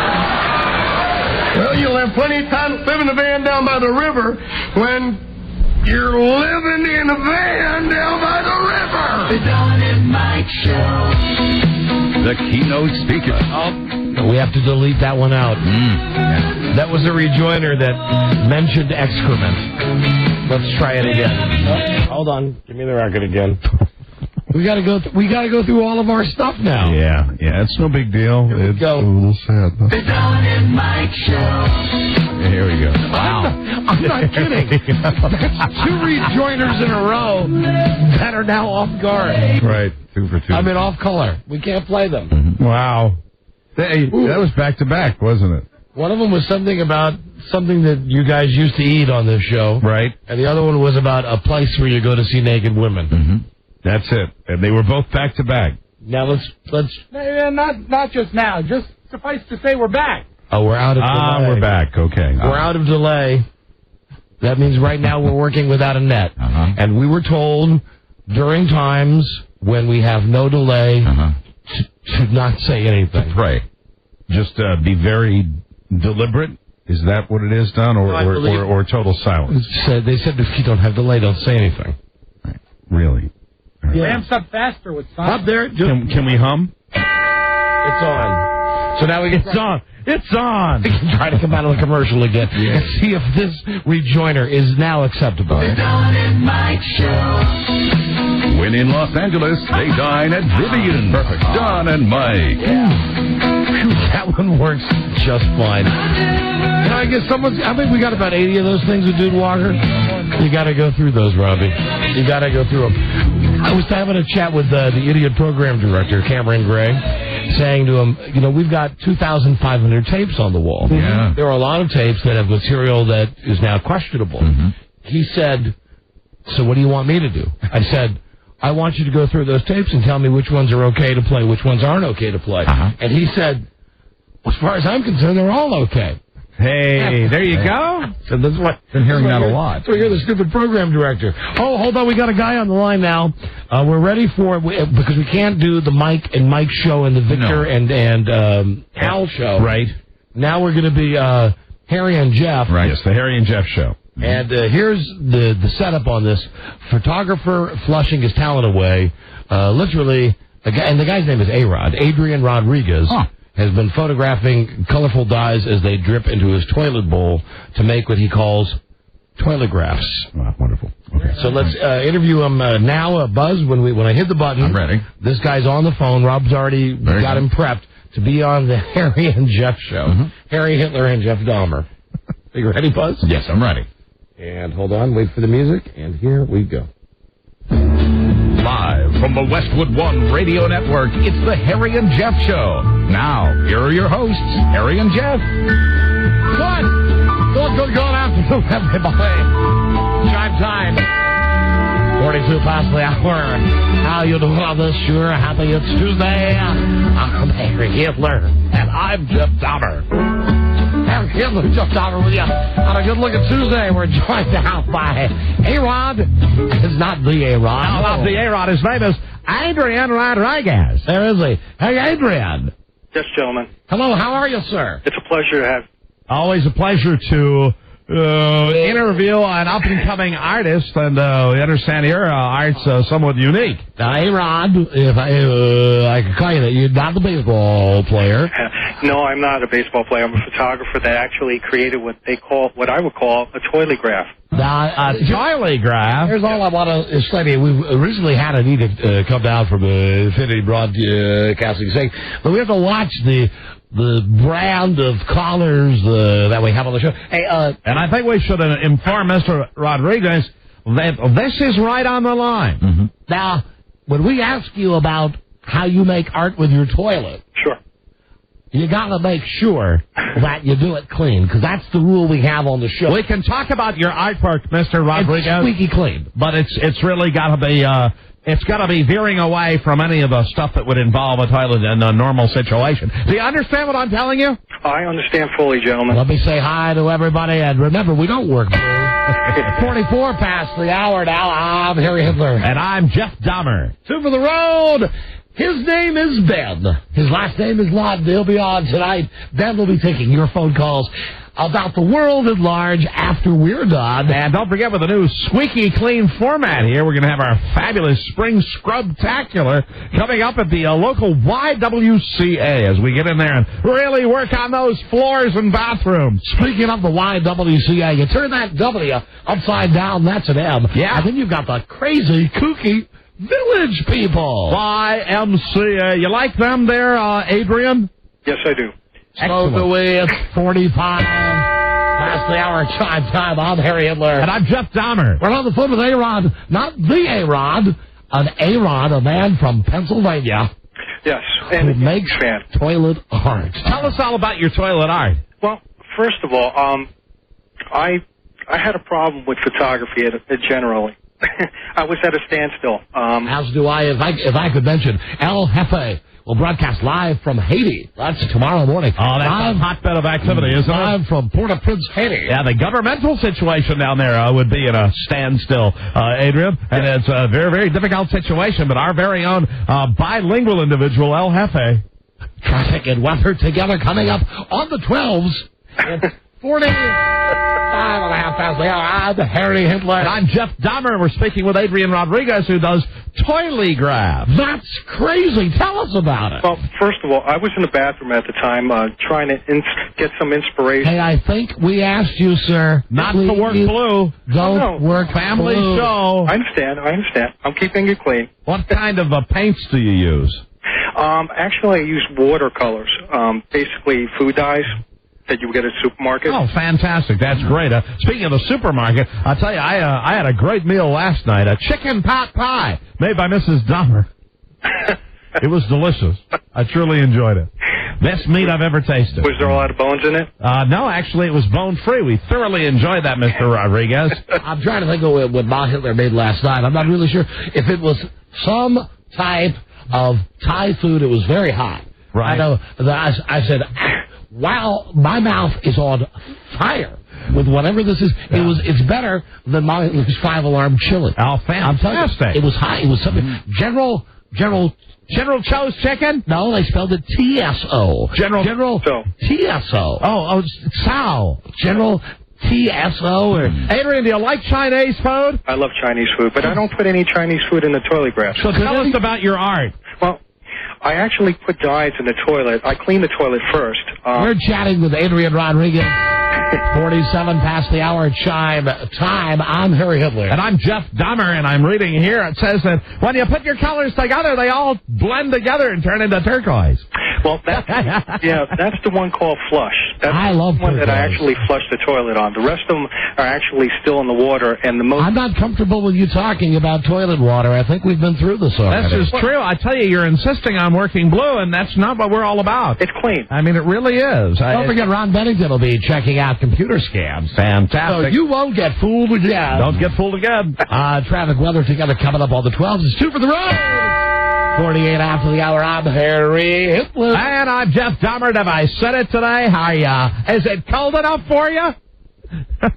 We're talking with Adrian Rodriguez about his toilet art. It's known as toilegraphs. Tell us about it. Well, I created the toilegraph because I was at a stalemate. I actually wanted to create something unique and inspirational. Stalemate, yes, sir. Speaking of stalemates, if you'd like to check out the weekend programming, we're going to have a fabulous show. It's the wedding show with Rob Spiewak this weekend. Check it out as he talks about you and your stalemate. We're talking with Adrian Rodriguez.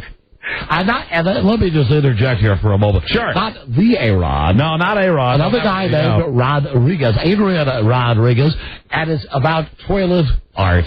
Now, I think we all know that the water cooler is exactly that. It is a water cooler. It's a topic that's off limits on the show. WC equals Ghostbuster sign. Absolutely. Who's going to call?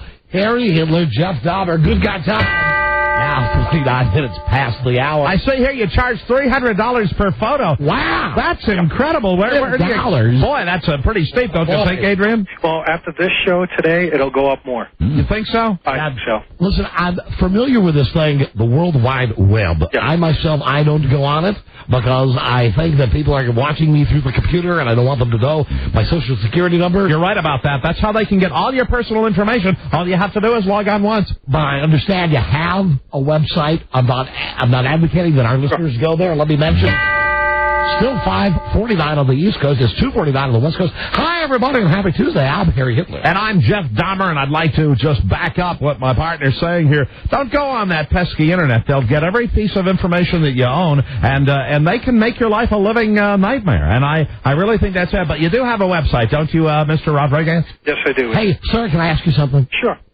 Do you like the show? I love the show. Do you like the show? No, not our show. I'm assuming you like our show. Yeah, and we're going to have to ask you to wait. Our show. We're just going to have to ask you to wait to answer the questions until they've been asked. Do you like According to Jim?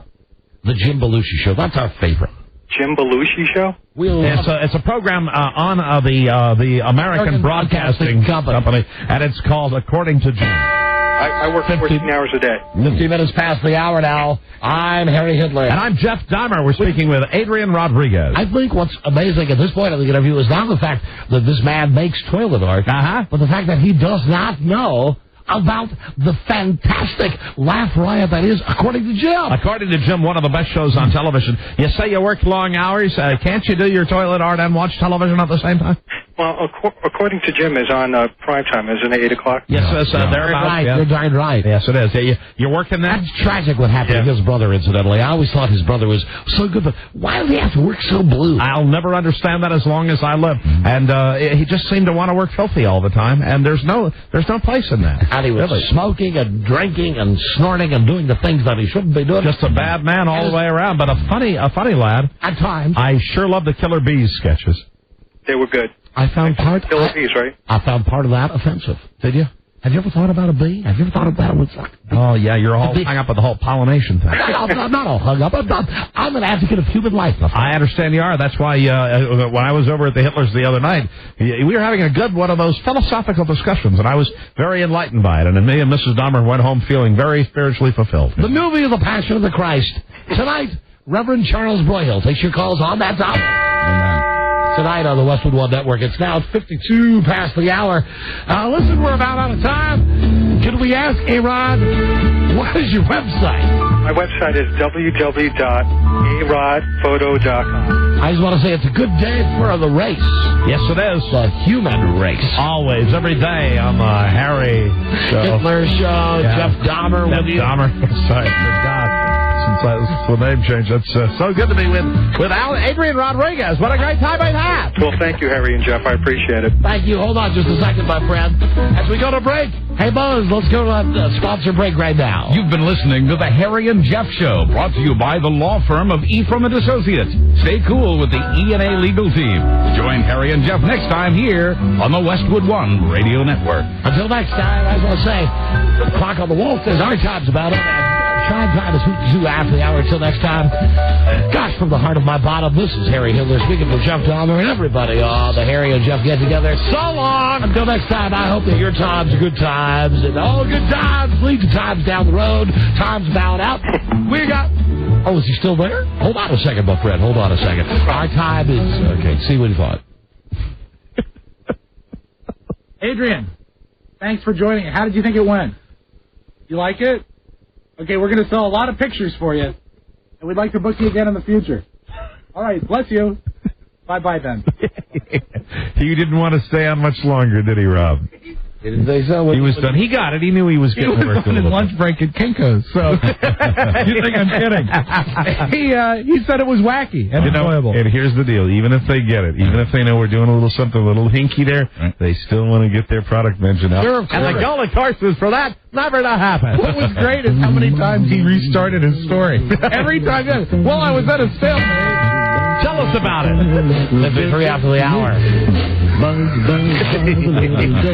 You're right. The name change is the only thing. That's tricky. That's tricky because I'm sorry. It's easier to say Mrs. Oxbig. Right. Made me some nice pie rather than to say Mrs. Hitler made me. Yeah.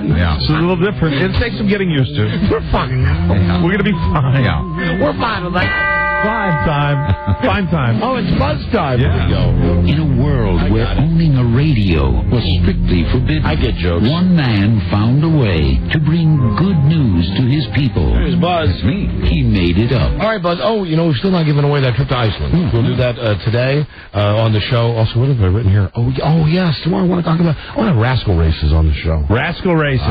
For old people. Oh, man. And those things that old people drive, they go like 8 miles an hour. Does that mean we can't do them? Can we do it ourselves? No, I want old people to do it. Oh, rats. Okay. Come on. Come on, have some fun. Well, we'll be able to ride them a little bit, right? Sure we will. Test them out. Of course we will. Okay. Come on, Jeff. Okay, Harry. Hi, Buzz. Hi, Don and Mike. What's your lead story today on the news in the comments? Today, Michael Jackson may have to sell his songs to pay the piper. Well, I hope that guy is listening. That guy that called during the phone scam and wondered how, hi, right there, listener.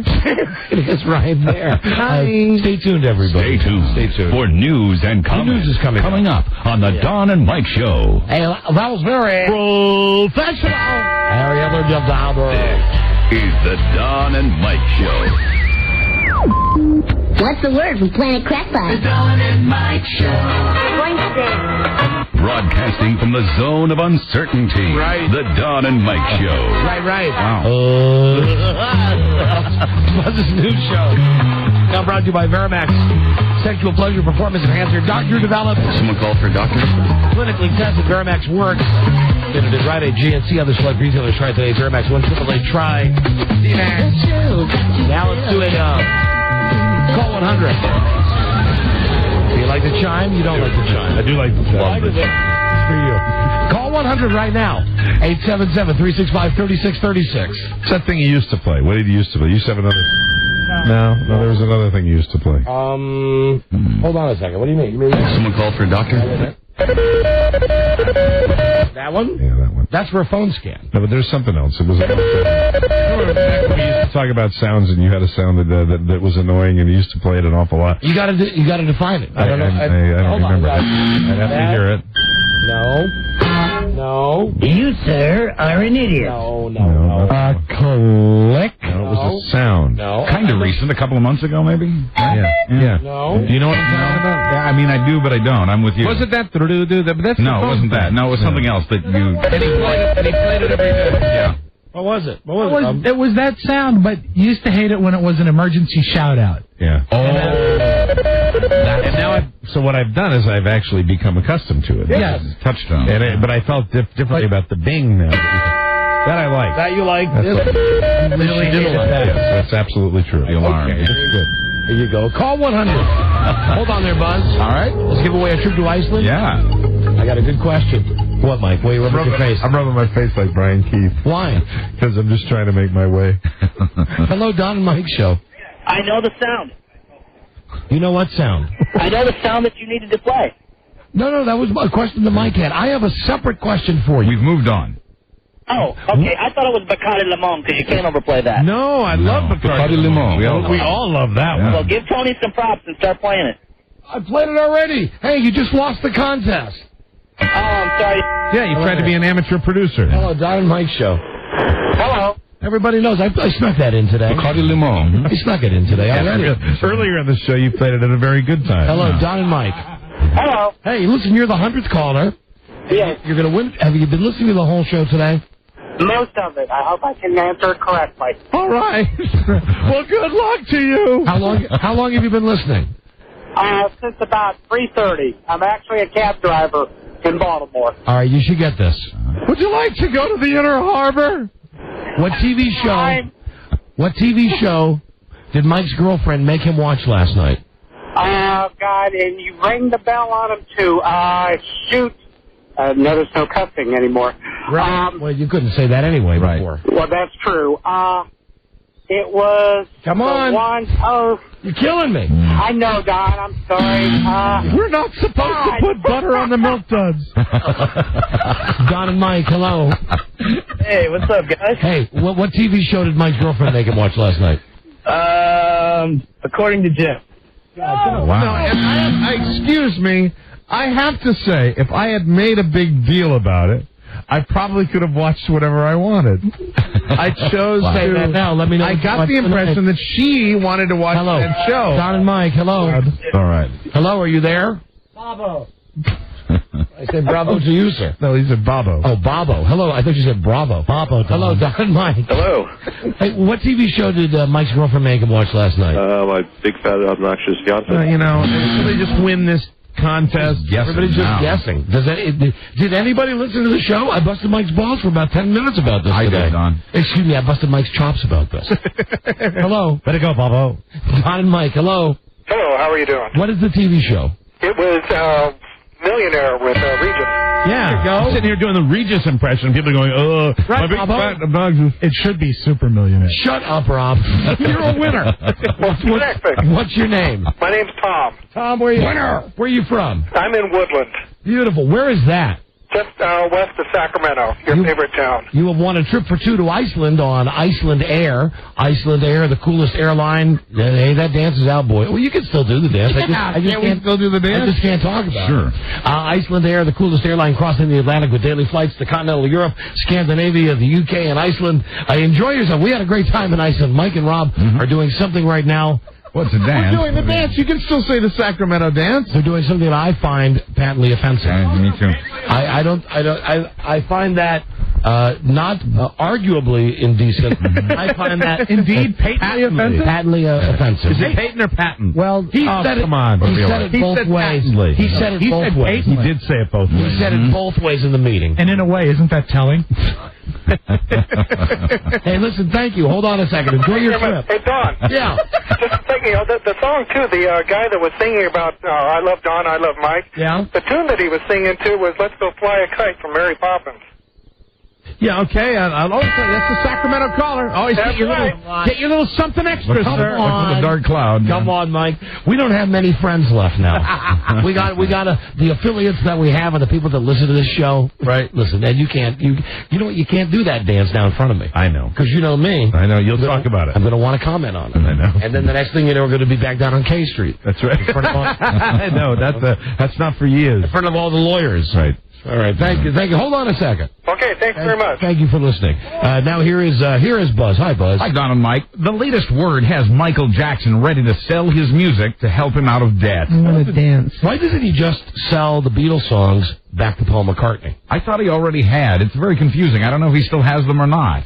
He had them for a while. No, but the ones that he sold back to Paul McCartney were all in Aramaic. Mike, that's Americ. Michael Merrick. Amharic. A well-placed music industry source tells the Associated Press Michael's entire songbook featuring all his solo hits is being shopped around quietly. Michael's manager is sticking to the story that the songs are not for sale. The package was thought to be worth anywhere from $75 to $140 million. But the question is, will anyone buy it? And are Michael's songs getting played as much as they used to be? You know, Buzz, I can answer that question for you. All right. And I've heard... I can sell them if I try. I've heard a lot of radio the last couple of weeks, especially driving around when we were almost fired. Yeah. And there are a lot of stations that still play Michael Jackson records and don't say anything about it. Right. Hey, do you have PYT, Rob? No, I do. It's in the office. I'll go get it. We were going to, before the new edict came down, we were talking about in the office one day about dissecting the song PYT. Lyric by lyric. And actually figure out, you know, maybe with the Michael Jackson that we thought we knew back then and the one that we really know now. It would be disturbing to hear the lyrics to that song. I would think Yes, so. PYT. Don, Pretty young thing. Yes, Michael. did you hear about Bubba the Love Sponge? Bye. I heard that Todd Clem got fired because he did a dirty radio show. That's why we've cleaned up our show. Bye, Todd Clem. Yeah, more about him in a minute. And I thought his name was Clem Todd. Yay. Well, the question is, will anybody buy the music package? That's the main question. The New York Times says Jacko had no ready cash, and this answers a question we were asking on the air. She said, what about the $70 million that he owed that bank in New York? The New York Times says that when the day came, Jacko had no ready cash to pay off the $70 million Bank of America loan that was supposedly due a week ago today. I could have just used the credit card machine that was on the desk at the lawyer's office. Didn't have it on him. Mm-hmm. The effects of the Janet Jackson controversy also have not gone away. That is patently funny.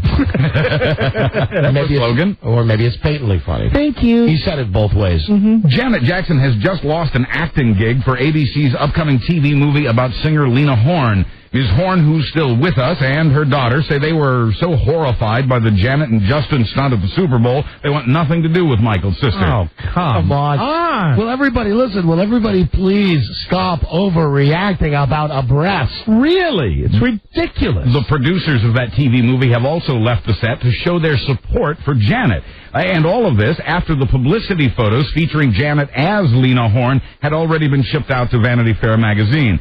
Janet, by the way, will be chatting about the controversy soon with Diane Sawyer, according to today's New York Post. And listen, don't cry any big baloney tears for Janet Jackson. Know this, that her record that's out right now, I think it's a good record. Right. But if she had not exposed herself during the Super Bowl, right, like 50% of the stations are playing it wouldn't be playing it. Yeah, and that does speak once again to the fact that people are just making such a big deal about it. And that's why she's going on Diane Sawyer to boost the sales of that CD. Hold on, we've got the Michael Jackson.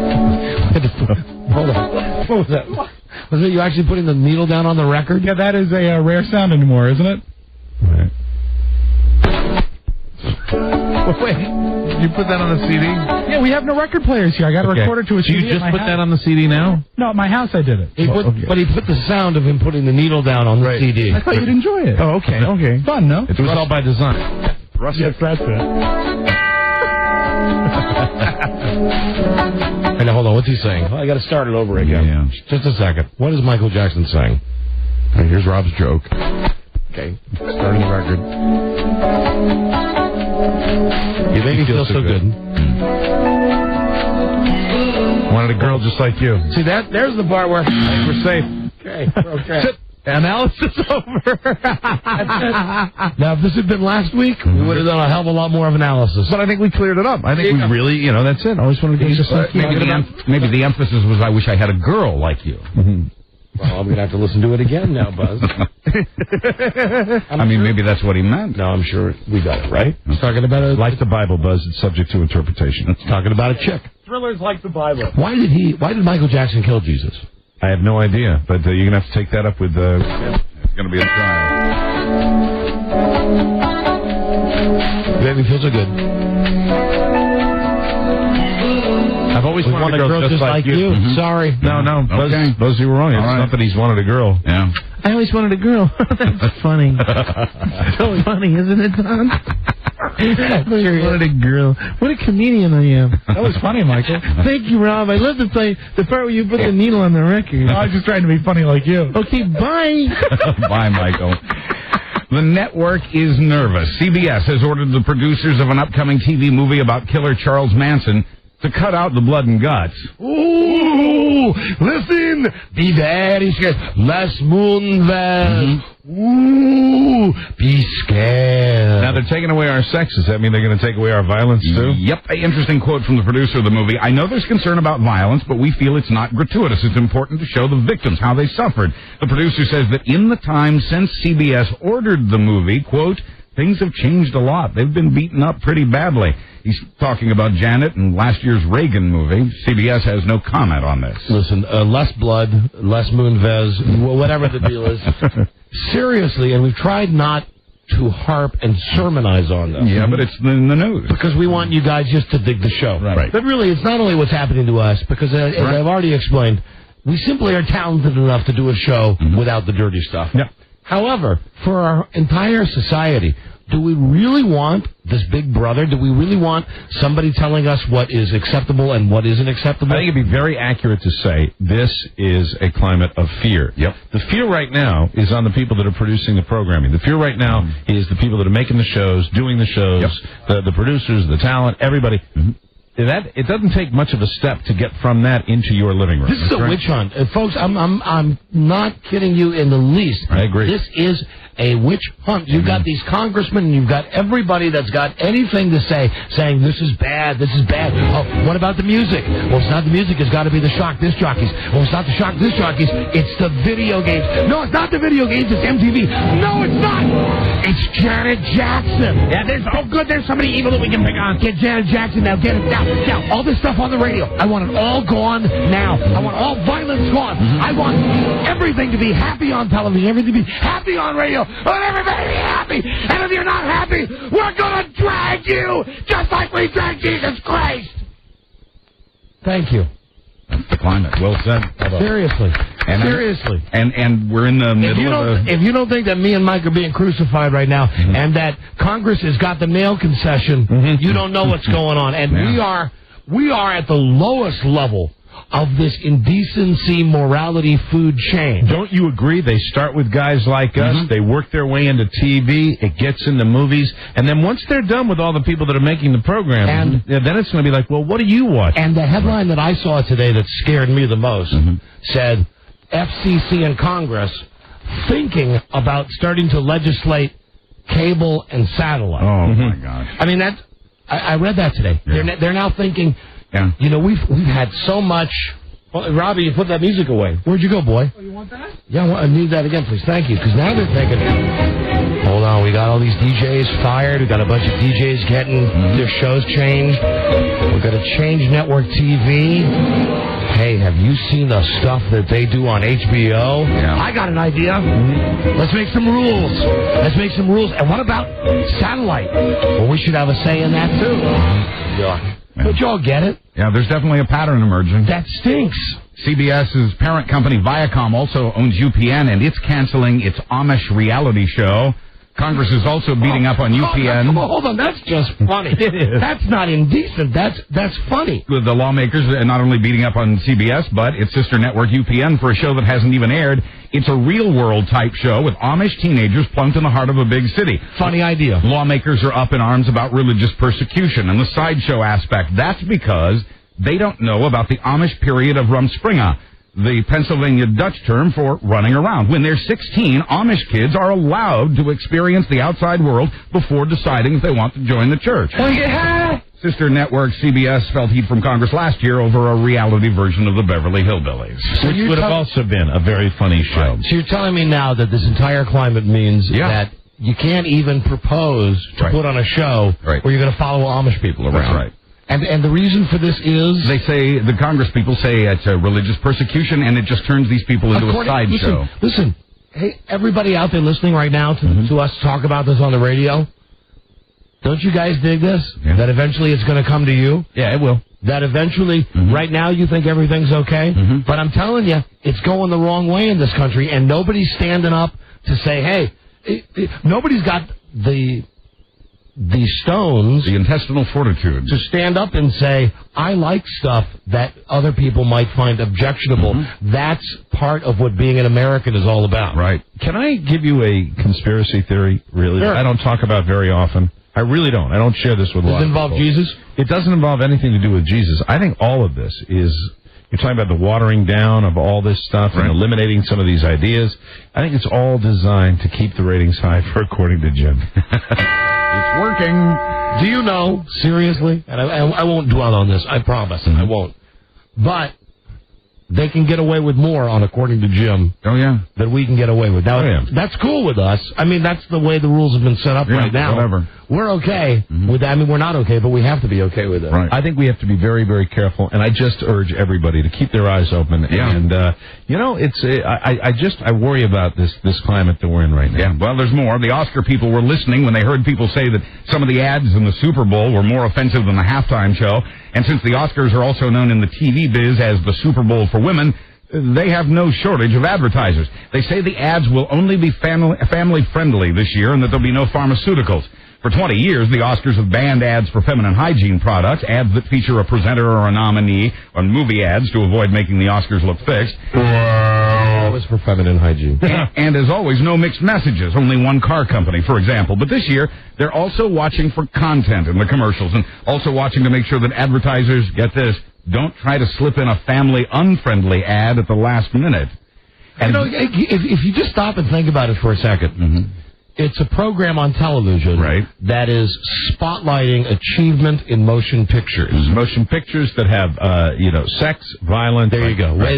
More than, I mean, I went to see Cold Mountain last night. There was every bit of that in there. And this is an Oscar-nominated This is a TV show. This is an award show that we're broadcasting on TV to spotlight our most creative people who, because we live in a country where we have free speech, can make a movie about anything, in any circumstance. The only deal in America is, if it stinks, you're held accountable because nobody will listen or nobody will watch. Right. So we're celebrating the fact that we have a show where we're going to say, look at the variety of motion pictures we have, and we have the greatest, most talented filmmakers in the world, and they can say anything they want, and we're celebrating that, but we want to make sure that while we're celebrating that freedom, the people that are sponsoring this show bring you all G-rated commercials. Right. Strange. I mean, does that not strike anybody? Hello? I hope it does. That's so dumb. Yeah. And then there's the trickle down that you alluded to. Florida shock jock Bubba the Love Sponge has been fired. That, by the way, is his legal name now. It happened less than 30 days after his station was hit with the highest fine ever for a so-called indecent broadcast. The station is owned by Clear Channel, the main competitor of Infinity, which owns this show.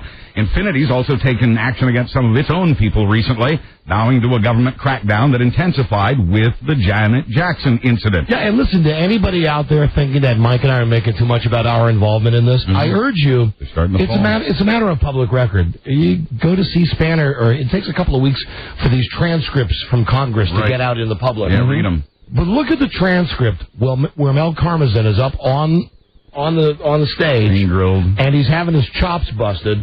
And just wait till they get to the part where they bring up the fact that a word got through on our show, and where Mel has to say in front of Congress, we had a guy, and he's talking about me. We had a guy who had a bad day. Right. Had a guy that had no history of this. Right. But we've taken care of it. Sure. So if you think that we are weaving ourselves into the story somehow, we are this story. Yeah. Go back and look at C-SPAN, and you tell me if you're sitting at home watching your TV and your boss has called you and said, "Oh yeah, you might be fired," and then your other boss is in front of Congress and they're talking about your show while they're supposed to be talking about Janet Jackson. Right. And then you tell me you're not uptight. It stinks. It stinks. We are being over. I don't know what the word is that I'm looking for. Oversensitive? Yeah, that's good. Over-scrutinized? No, I want to say something. We are... Overboard? It's over something. Overeager? It's over something. It's too much. It's over easy. That's eggs I like over easy. Headline news. Yeah, I got to get back to the news here. I mean, we all got to get back to the news because I could really go all day on this. All day sucker on this. That's a good topic. It's very scary. It's not scary just for us. It's scary for everybody right now. Man, and it happened. It seemed to me it happened overnight. In the blink of an eye. That's right. And the next thing you know, I mean, really, me and Mike are going to be gone. We'll be okay. Our families will be okay. Buzz will be okay. Rob will be okay. But 10 years from now, what's going to happen? Yeah. Exactly. Good luck. I mean, really. Growing up, Bubba the Love Sponge, who was named Todd as a boy, Todd Clembuzz, wanted to be a dentist. Now his chance. Now it's his chance. And this guy, some of the stuff that the FCC has cited with him as like cartoon characters having sex, right? Which is, in my book, okay. And some of it, again, it's you got to give us a line. You got to tell us as a radio industry, as television industry, music, what's acceptable and what's not. And then when you make that decision, then I'll decide if I'm going to move to Canada or not. Yeah. Okay. So just make that decision. But, geez, I heard, and the thing that's weird about this, I'm going to go on about this just for a second more, indulge me. When we were suspended without pay, right, taken off the air for those 2 weeks, I went down to Florida. I told you that. When I was driving back from Daytona, I listened to this guy's show on the Tampa radio. Bubba the Love Sponge. And I heard some stuff that was incestuous, but it was like anything that any other disc jockey, shock jock would do. Right. And then the rest of the time, I heard this guy railing on about how we got to get Bush out of office, and you got to boo Bush at the Daytona 500, and Clear Channel stands behind him all the way, and here it is a week later. There we are. Yeah. And coincidentally, Thursday, somebody from Clear Channel has to go in front of Congress, right? Just like Mel had to go in front of Congress. And we're the easiest ones. We're the easiest ones to be the example. This was just the beginning. So now Clear Channel can go to Congress and say, "Oh my God, you're right. It's a mess out there." But look what we did. We fired Todd Clem, the worst offender, the guy who said George Jetson was. No, I mean, I deleted it out. Yeah, right. Yeah, what the guy said. Characters. The guy said that there were relations. Right. Between George Jetson and Alvin and the Chipmunks. Right. And for that. Right. Yeah, but, it's just the climate that they're, they're in the same boat. We all are, Right. And while politicians are pretending to be outraged by what they see and hear, America's downloading the Paris Hilton video like there's no tomorrow. Absolutely, Buzz. The latest on that is Paris Hilton actually directed that video, according to courthouse documents. Author. And wait a minute, the one that the guy supposedly was releasing? Right. She directed it, so she's getting a cut? Yeah, in a sense. Here's the explanation of that. These documents were filed by the Hilton family lawyers who were trying to get a judge to throw out a lawsuit from Paris's co-star Rick Solomon. Solomon's making millions off the video, saying he has the rights to it. Now the Hilton family is saying that Paris also holds those rights. They say she became a director when she adjusted the camera lens during filming. Now, I'm going to go back and watch that. All this does, Buzz, is give me a reason to go back again. Oh, I've seen some clips from the new full-length color version. You know, the thing is, if she's in it, she's got to get some of the... I mean, if she either has... First of all, I don't understand how, without her giving permission, how he can release the thing. So she's the director. Camera, his tape. He's in it. Mike, they're all artists. I think you can make a legal argument about that. Of course. The thing, but also, if she wants the money, she's also entitled to some money. Right. But it's funny because it forces the Hilton family to admit, hey, not only was she in it, she helped direct it. It's her baby. Maybe she'll get a back end deal. You know, that happens a lot of time when you make money on the back end. Sure. After the movie has. Now you're being cruel to me. All right, you throw me a softball like that. Okay. To the profit. You know, really. Yeah. There's so much I could do. The with back end deal. In the old days, there's so much I could do with that. Yeah, I know. We got to stop right there. Buzz, what's next? President Bush swings into action on gay marriage. Yeah, here's another piece of great news about the country we live in. Yes, the freedom of the American society. Here's another great news. Yeah. Try not to kill yourselves during the next 9 minutes and 30 seconds. We'll be right back. This is the Don and Mike Show. Gosh, I hate to interrupt. It's all been so incredibly fascinating and entertaining and instructive. Really, the time has just flown by. The Don and Mike Show. Yeah. Profoundly normal. Don Geronimo and Mike O'Mara. Well, as I say now, every time we get back on the air, that was safe. Yeah. That was good and safe. How about that, Super. I'm Harry Hitler, and I'm Jeff Dahmer. Here's Buzz. Hi, Buzz. Hi, Don and Mike. Well, as he said he would, President Bush is now pushing for a constitutional amendment that would outlaw gay marriage. Gay rights groups say they're appalled a president would endorse discrimination. Other critics say Bush is trying to divert attention away from his failures and to pander to right-wing Republicans prior to the election. Yeah, this whole thing to me seems like part of the whole thing we were just talking about. Yep. That now you get rid of all the radio shows that anybody might have a problem with. You get rid of all the TV shows people might have a problem with. You get rid of the music people might have a problem with. And hey, what about those fags? Yeah, let's do that too. Is this all what we're going to have to come to accept as election year politics? Apparently so. Well, I think it stinks. Yeah. Well, now that the words... I'm telling you, that's why I'm voting Nader. I'm voting Nader because the choice is either to vote Nader or not to vote at all. Because I don't trust Kerry, just like I don't trust Bush now. I think if you got Nader in there, at least you know what you're getting. And of course, he's not going to win. Yeah. Maybe we'll go out sometime before November and have a really long, oh no! Please, no! Don't try to lecture. We'll have a few of those flights. Just tell me who you want me to vote for. Kerry. But why? If he's the nominee, whoever the nominee, so he gets elected, so we get some change in there. Most likely to beat the other guy, I think. I think that I'm worried. But the last time I'm worried. I don't like where the other guy's doing. Both sides were climbing on this indecency thing. I agree with you. I can't argue with that. So I'm saying, why vote Republican or Democrat? Let's go Nader. The last time I chose someone named Kerry, it turned out to be a huge mistake. Now stop it. Behave yourself. He's kidding, of course. He's kidding. Kerry, he doesn't mean that. He's not listening. Well, now that That's why he said it. Exactly. Now that the words have finally sifted through Andy Rooney's eyebrows, we have reaction to this week's feature. Too many! Sunday, the curmudgeonly commentator offered up as to how both Mel Gibson and Pat Robertson are, quote, wackos. Now listen, Buzz. Yeah. I promise I won't interrupt. Let me just say, I know what you're going to say here. I've heard the story. I don't disagree with the first part. Right. The second part, I think I do. So let's go. First, let's deal with what. Are you talking about the Pat Robertson part you agree with? And the Mel Gibson you're not? I don't agree with. All right. Right. Well, Andy Rooney says he knows this because God told him so.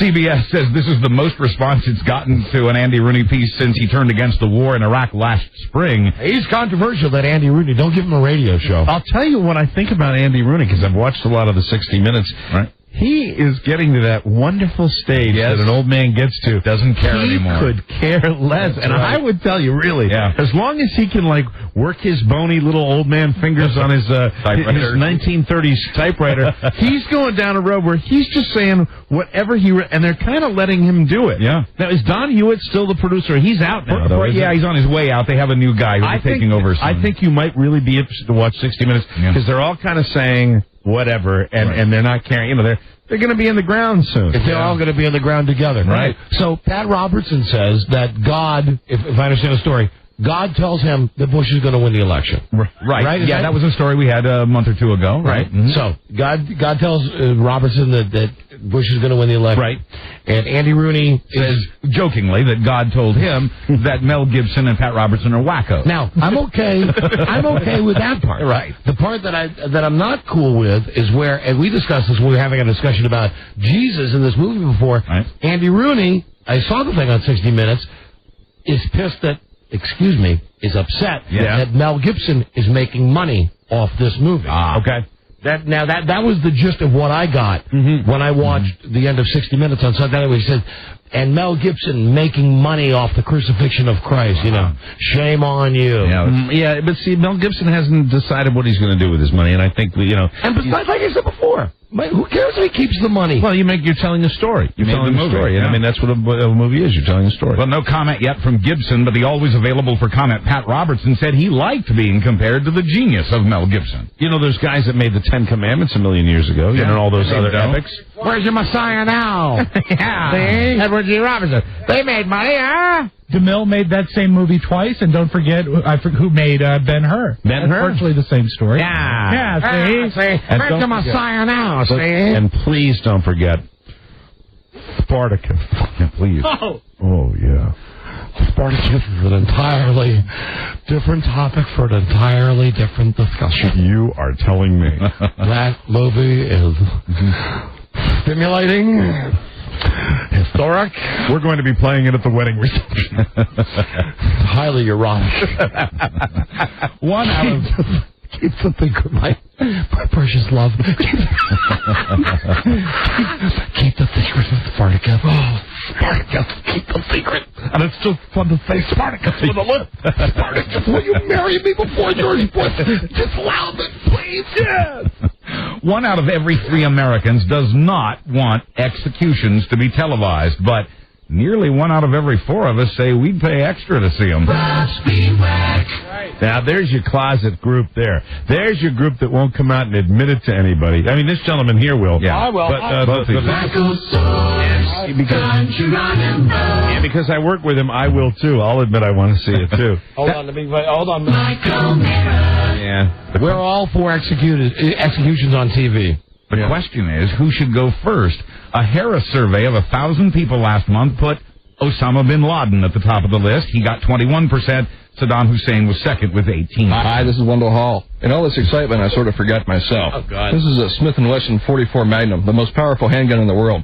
So what you've got to be asking yourself is, do you feel lucky? Well, do you, punk? Good luck. I'm sorry, not chief engineer, assistant chief engineer. That's right. In my mind, Wendell, you are the chief engineer. Don't tell that to Tony, though.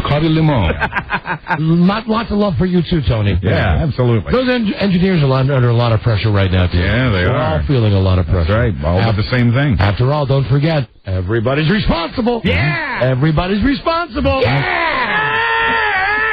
And the memo around here, I'm not kidding, like written by Mr. Johnny, by Johnny Kaufman. Right. The new memo Right. says, if in doubt, leave it out. Right. Wow. I mean, that's the internal directive that we're getting from the company on doing our radio show. And we say thank you. If in doubt, leave it out. Yeah. Well, not every day in the Martha Stewart trial has been a good thing, but her day had to have gotten a little brighter yesterday when Bill Cosby arrived at the courthouse to show his support. I just want to say that I like the way she does the hazelnuts. I love the way she does the raggets and rollers and reasons and Martha Stewart. The Cosby sweater. He has three just coming in the cars behind you because everything's going to be good for the Martha Stewart. That's back to High Fidelity. It's a Cosby sweater. Thank you, Martha Stewart. I'm afraid you're going to jail. A Cosby sweater. Gonna have some fun. Cosby carried with him boxes of Jell-O brand chocolate pudding. Here's some chocolate pudding for the jurors.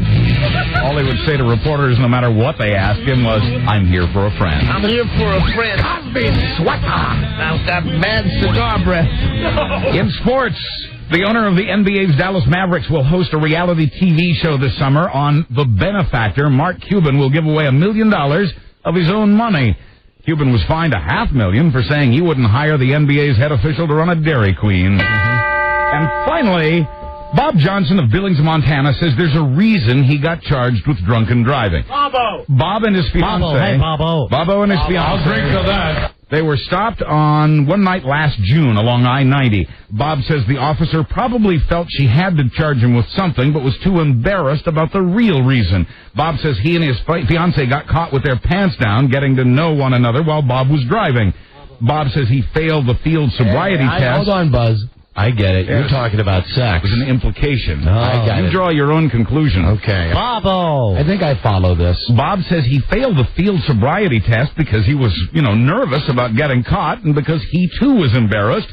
A jury thought about it for nearly 15 minutes before finding Bob not guilty of drunken driving. Way to go, Bobo! 15 minutes. Right. Go back across the country with your man, Chris Foley, your mother-in-law. I'm Buzz Burbank on the Don and Mike Show. Thank you, Buzz. That's it, Mike. Another day behind us. We made it through another one.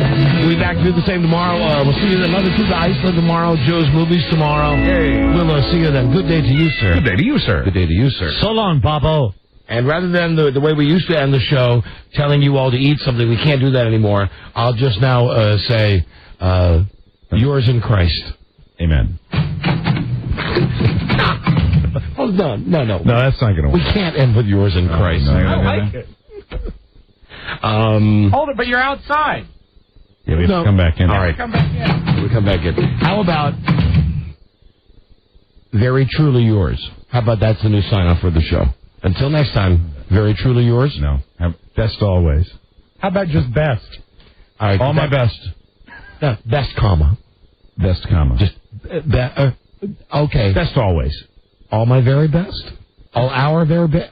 Our very best to Our you? very best. Our very best. And then I'll say so long. Okay. So. Or I can say, I know you like to say the last word. No. You can have the last word. I'll just say our very best. So long. Okay. So we ready? Here we go. Here we go. Good day to you, sir. Good day to you, sir. Good day to you, sir. So long, Bobo. Oh, I said so long twice. Our very best. So long. When we meet again, this is Sammy Davis Jr. saying, be kind, be nice, and I hope the next performer has the pleasure of having as nice an audience as you've been tonight. And let me leave you swinging.